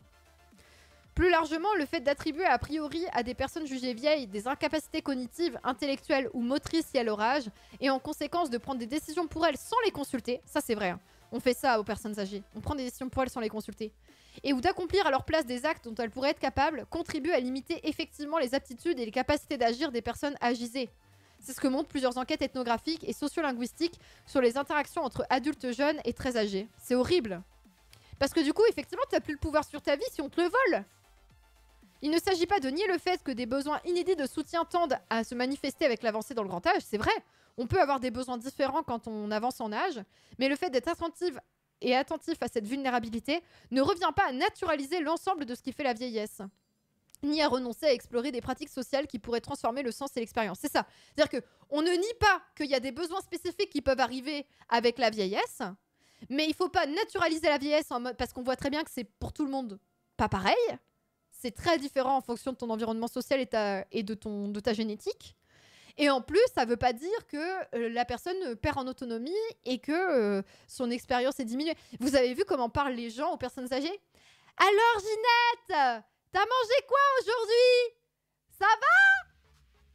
Ils parlent plus lentement, ils hurlent, ils parlent d'elle à la troisième personne devant elle.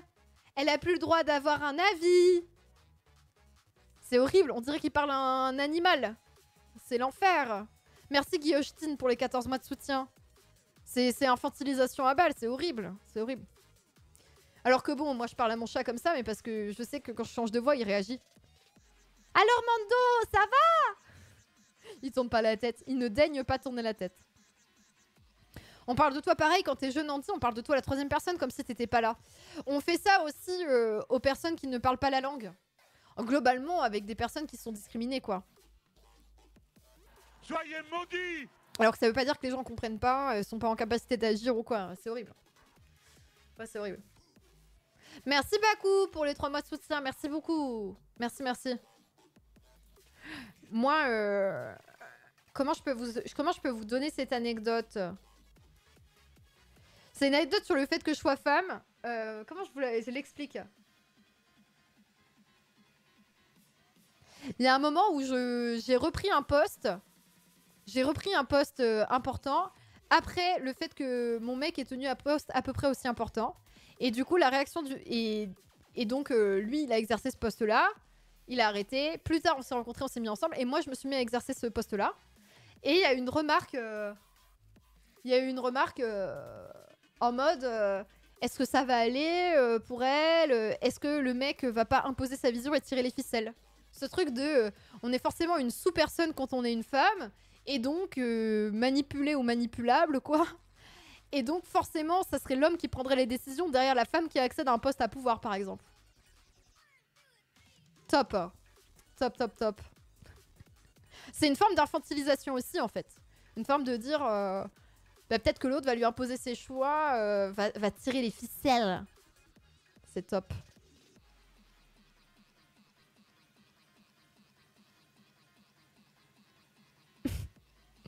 L'influenceuse sous l'influence. Non mais c'est chaud quand même. Salut Léo Serge. C'est déprimant. Hein. En sciences sociales, tout comme dans le langage commun, le biologique est souvent défini comme la part de notre humanité régie par des lois naturelles et immuables, sur lesquelles nous n'avons pas de prise.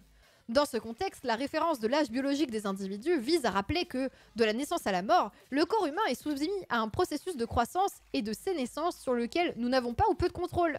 Néanmoins, ce qui échappe à l'action consciente des individus en matière de croissance n'est pas pour autant imperméable à leurs pratiques ni aux transformations de l'environnement. Donc le biologique et le social fonctionnent ensemble, l'un n'est pas séparé sans l'autre, et le biologique est aussi social. Tout comme la génétique, c'est aussi social.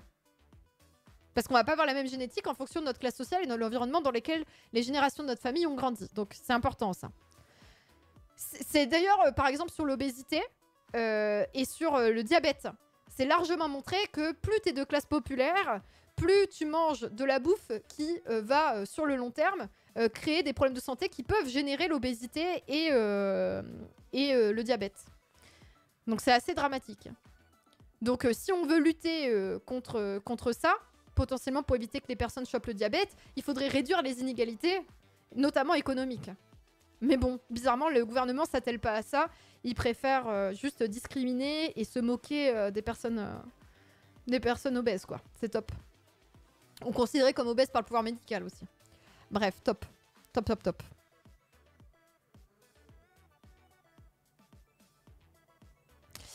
C'est ce qu'ont montré dès les premiers développements les travaux de sciences sociales sur les inégalités en matière de croissance, de santé et de vieillissement, et plus récemment les enquêtes sociologiques qui soulignent l'emprise des normes de genre sur le déroulement des parcours de vie et de la longévité. On voit qu'en fonction de notre genre, on ne va pas vivre de la même manière, ni vivre aussi longtemps. Voilà.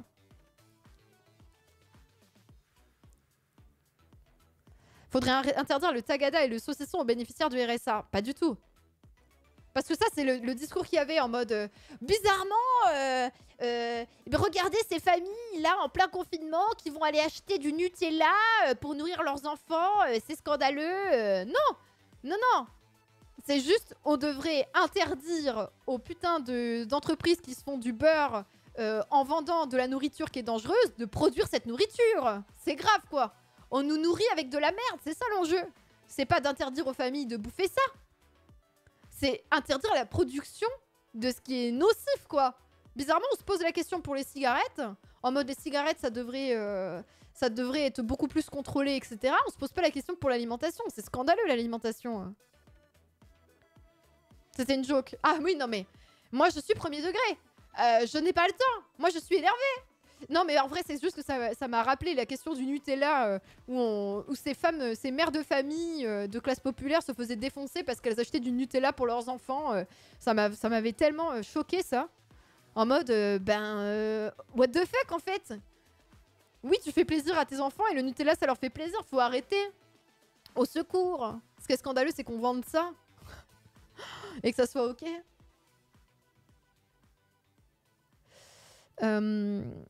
Il y a Didier Ribon, il vient de sortir un livre sur la vieillesse, c'est la fin de vie de sa mère. Ah ouais? D'accord. Vie, vieillesse et mort d'une femme du peuple. Salut Seven Indo. Quand tu vois l'intervention du ministre de l'Agriculture sur les pesticides aujourd'hui, il n'y a strictement aucune volonté de contrôler la malbouffe. Ah ça j'ai pas vu. Oh, c'est triste en vrai.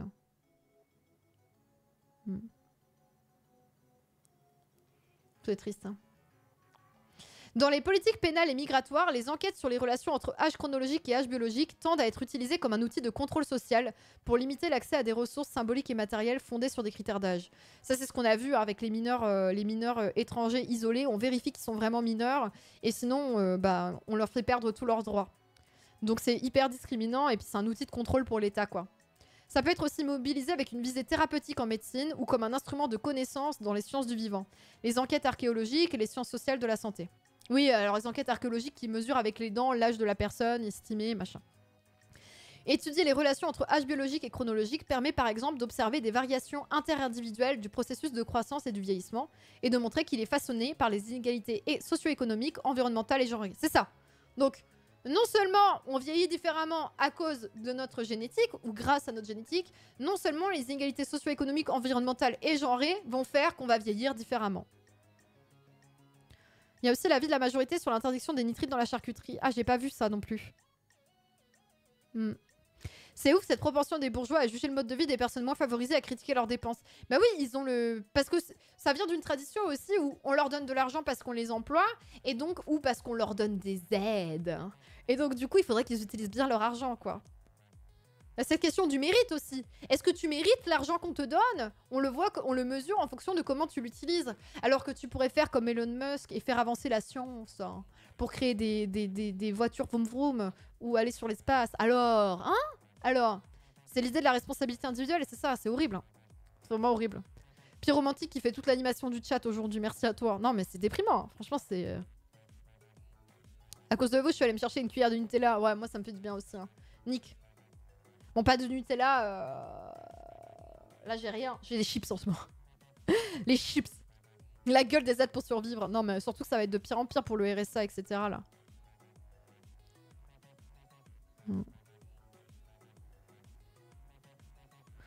Ils vont acheter quoi pour les caler autant qu'une tartine du Nutella? 10 kilos de pommes, le Nutella et les merdes sucrées. Faut pas oublier que ça rapporte des glucides et du gras. C'est pour ça qu'on bouffe. Bien sûr, ouais. Oui, bien sûr. Le sentiment de satiété, il est important aussi, hein, bien sûr. Non, mais c'est vraiment des merdes. Voilà. Voilà, là, on était dans le côté éditorial.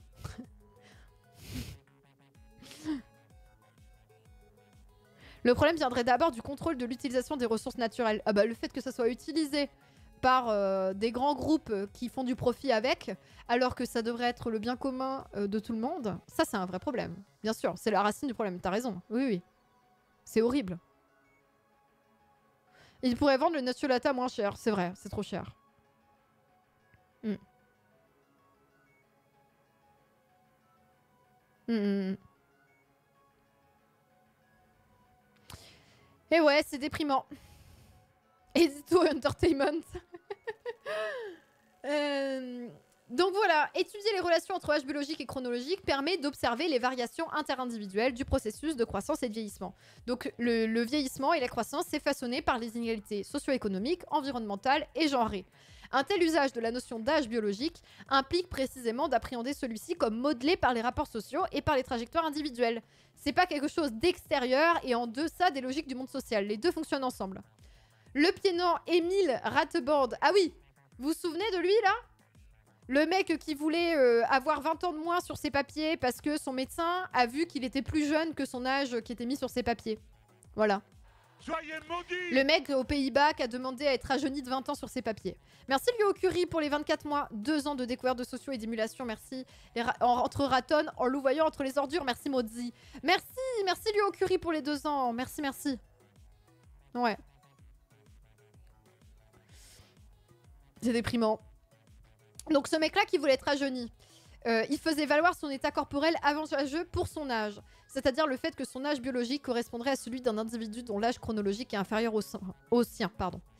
Fort de son attestation médicale, qui révèle aussi des privilèges sociaux qui furent les siens au cours de sa vie, un métier sans conséquences néfastes pour la santé, la possibilité d'exercer une activité physique régulière et d'accéder à une alimentation soignée, des ressources confortables dans un pays industrialisé doté d'un système de santé performant. Voilà, c'est ça la vérité. C'est pour ça qu'il est de 20 ans plus jeune, selon son médecin. Ratelband soulignait qu'à 70 ans, il n'était pas soudain devenu un incapable et un incompétent. On peut lui accorder qu'il n'y a en effet aucune raison qu'il renonce aux activités auxquelles il tient, quelles qu'elles soient. Cependant, plutôt que d'encourager chaque individu à sauver individuellement sa peau en falsifiant sa date de naissance, une approche critique des catégories d'âge nous incite à questionner collectivement les représentations dégradantes associées à l'avancée en âge et analyser leurs effets réels sur l'expérience du vieillissement. Parce que forcément, même toi, tu dois te percevoir comme une merde en vieillissant. La plupart des gens, ils vivent hyper mal de vieillir à cause de ça. Parce que c'est vu comme un naufrage et c'est vu comme forcément une perte des capacités. Donc en fait, on ne peut pas profiter véritablement de sa vieillesse parce que tout nous pousse à nous sentir mal, quoi. En mode, oh, ça doit être difficile. Mais comme avec le handicap, en mode, oh, ça doit être difficile, t'es vraiment courageux, nanana. Et tu peux pas profiter des capacités que t'as et de ce que t'as envie de faire, quoi. On te limite. C'est horrible. La société te limite plus que t'es limité, en fait. Ça, c'est ce qui est écrit aussi dans les textes sur le capacitisme, qui est en lien avec le validisme. L'idée de... on perçoit que tu as des capacités limitées sur certaines choses, ou que tu peux pas être en capacité de faire certaines choses parce que tu as un handicap, donc du coup, tu serais en incapacité, donc du coup, tu es disqualifié complètement, quoi. On met tout à la poubelle comme ça, là. Ou alors, quand tu es en capacité de faire quelque chose, c'est en mode, mais t'es pas vraiment handicapé, du coup. Hein.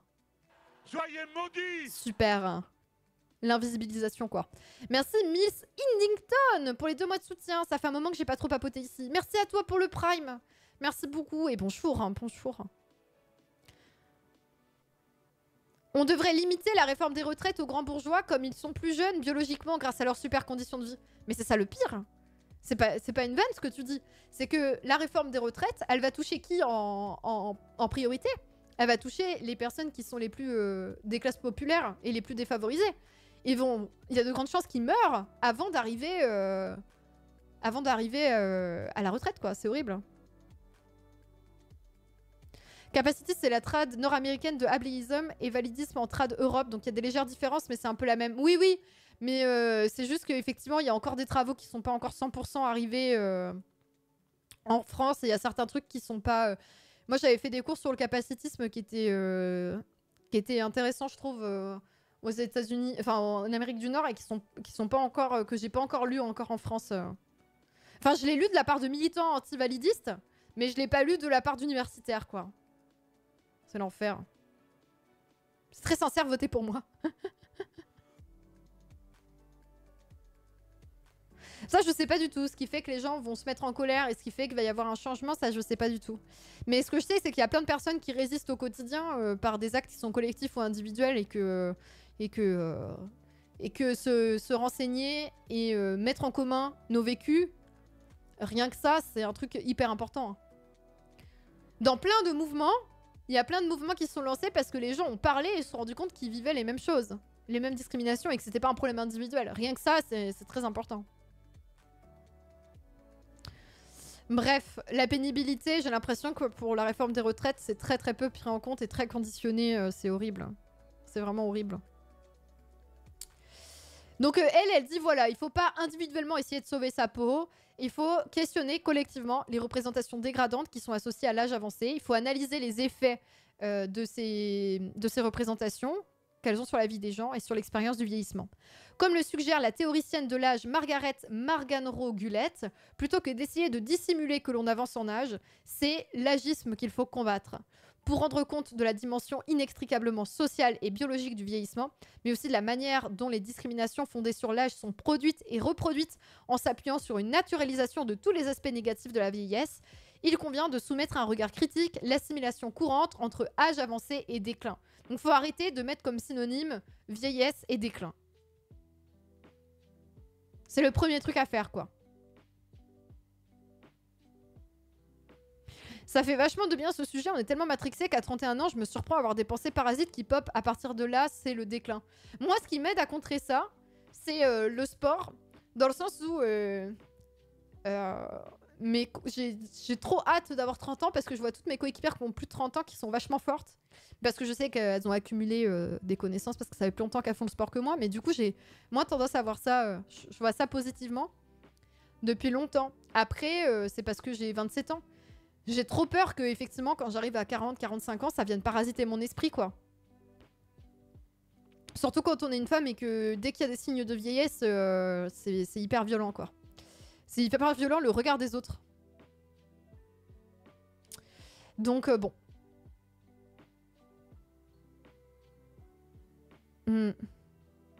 Donc ouais, je trouve ça cool comme cycle de lecture aussi. Je rappelle que je l'aurais pas fait sans vous.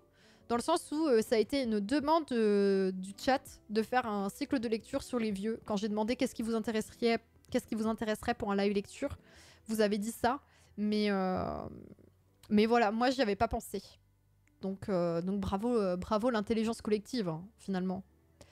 Donc je rappelle, on a lu ensemble âge biologique versus âge social, une distinction problématique. Les deux fonctionnent ensemble, biologie et social. C'est un texte de Juliette Rennes qui a été publié dans Genèse en 2019. Donc c'est un texte récent. Moi, c'est ma transidentité qui m'aide de ouf à me projeter, à apprécier et découvrir la personne que je serai après plusieurs années. Oh, trop bien. En vrai, trop cool. Je vous rappelle, vous pouvez faire point d'exclamation lecture pour avoir la ref.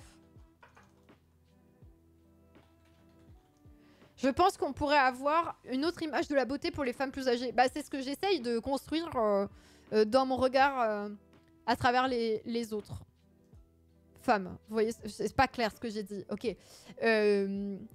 C'est-à-dire que quand on grandit en tant que femme, on se compare beaucoup aux autres femmes. Et est-ce que je suis plus belle que machine et machin? Au collège, au lycée, on nous conditionne beaucoup à ça. Je vous avais déjà parlé que moi, j'étais en primaire. Et les gamins en primaire, ils avaient fait une liste pour classer les femmes les plus belles. Enfin, les filles, parce qu'on était des enfants. Les filles les plus belles du CM2. C'était là, genre, le cringe. Donc, on fait des classements, on se compare par rapport aux autres. C'est beaucoup ça... apprendre à être une femme, c'est beaucoup ça.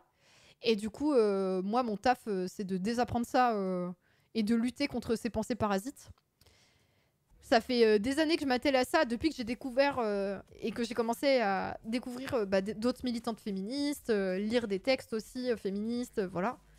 Beaucoup de trucs de militantes, plus que de travaux de recherche d'ailleurs. Et vraiment, ça marche assez bien. De voir la beauté là où elle n'est pas validée par la société, ça marche très très bien. À des corps qui sont pas dans les normes, ça marche. En vrai, ça marche très très bien. C'est très libérateur en tout cas, parce que du coup, tu t'acceptes plus facilement toi dans le changement aussi, dans le changement de ton corps. Moi là, ce qui me fait mal, ce que je vis mal, c'est que je trouve mon corps, le chat qui gueule à la mort. Ce que je vis mal, c'est que je me trouve trop faible par rapport à ce que j'aurais besoin de faire dans la vie, quoi. J'aimerais pouvoir être avoir plus de carrure, mais on peut pas changer son corps, donc il va falloir accepter. Voilà. Mais mon corps comme outil me déprime des fois. Voilà. Vraiment, mes cheveux blancs se comment. Alors ça se voit pas trop, mais mes cheveux blancs se voient de plus en plus sur les photos, les tournages que je fais, on le voit de plus en plus. Pas trop en stream parce que j'ai une caméra de mauvaise qualité, mais bon. Perso, grandir, vieillir m'éloigne de mes traumatismes d'enfance, donc je vis très très bien chaque anniversaire. J'ai décidé de conserver cet état d'esprit et de me le dire souvent. C'est trop bien, franchement c'est trop cool. C'est trop cool.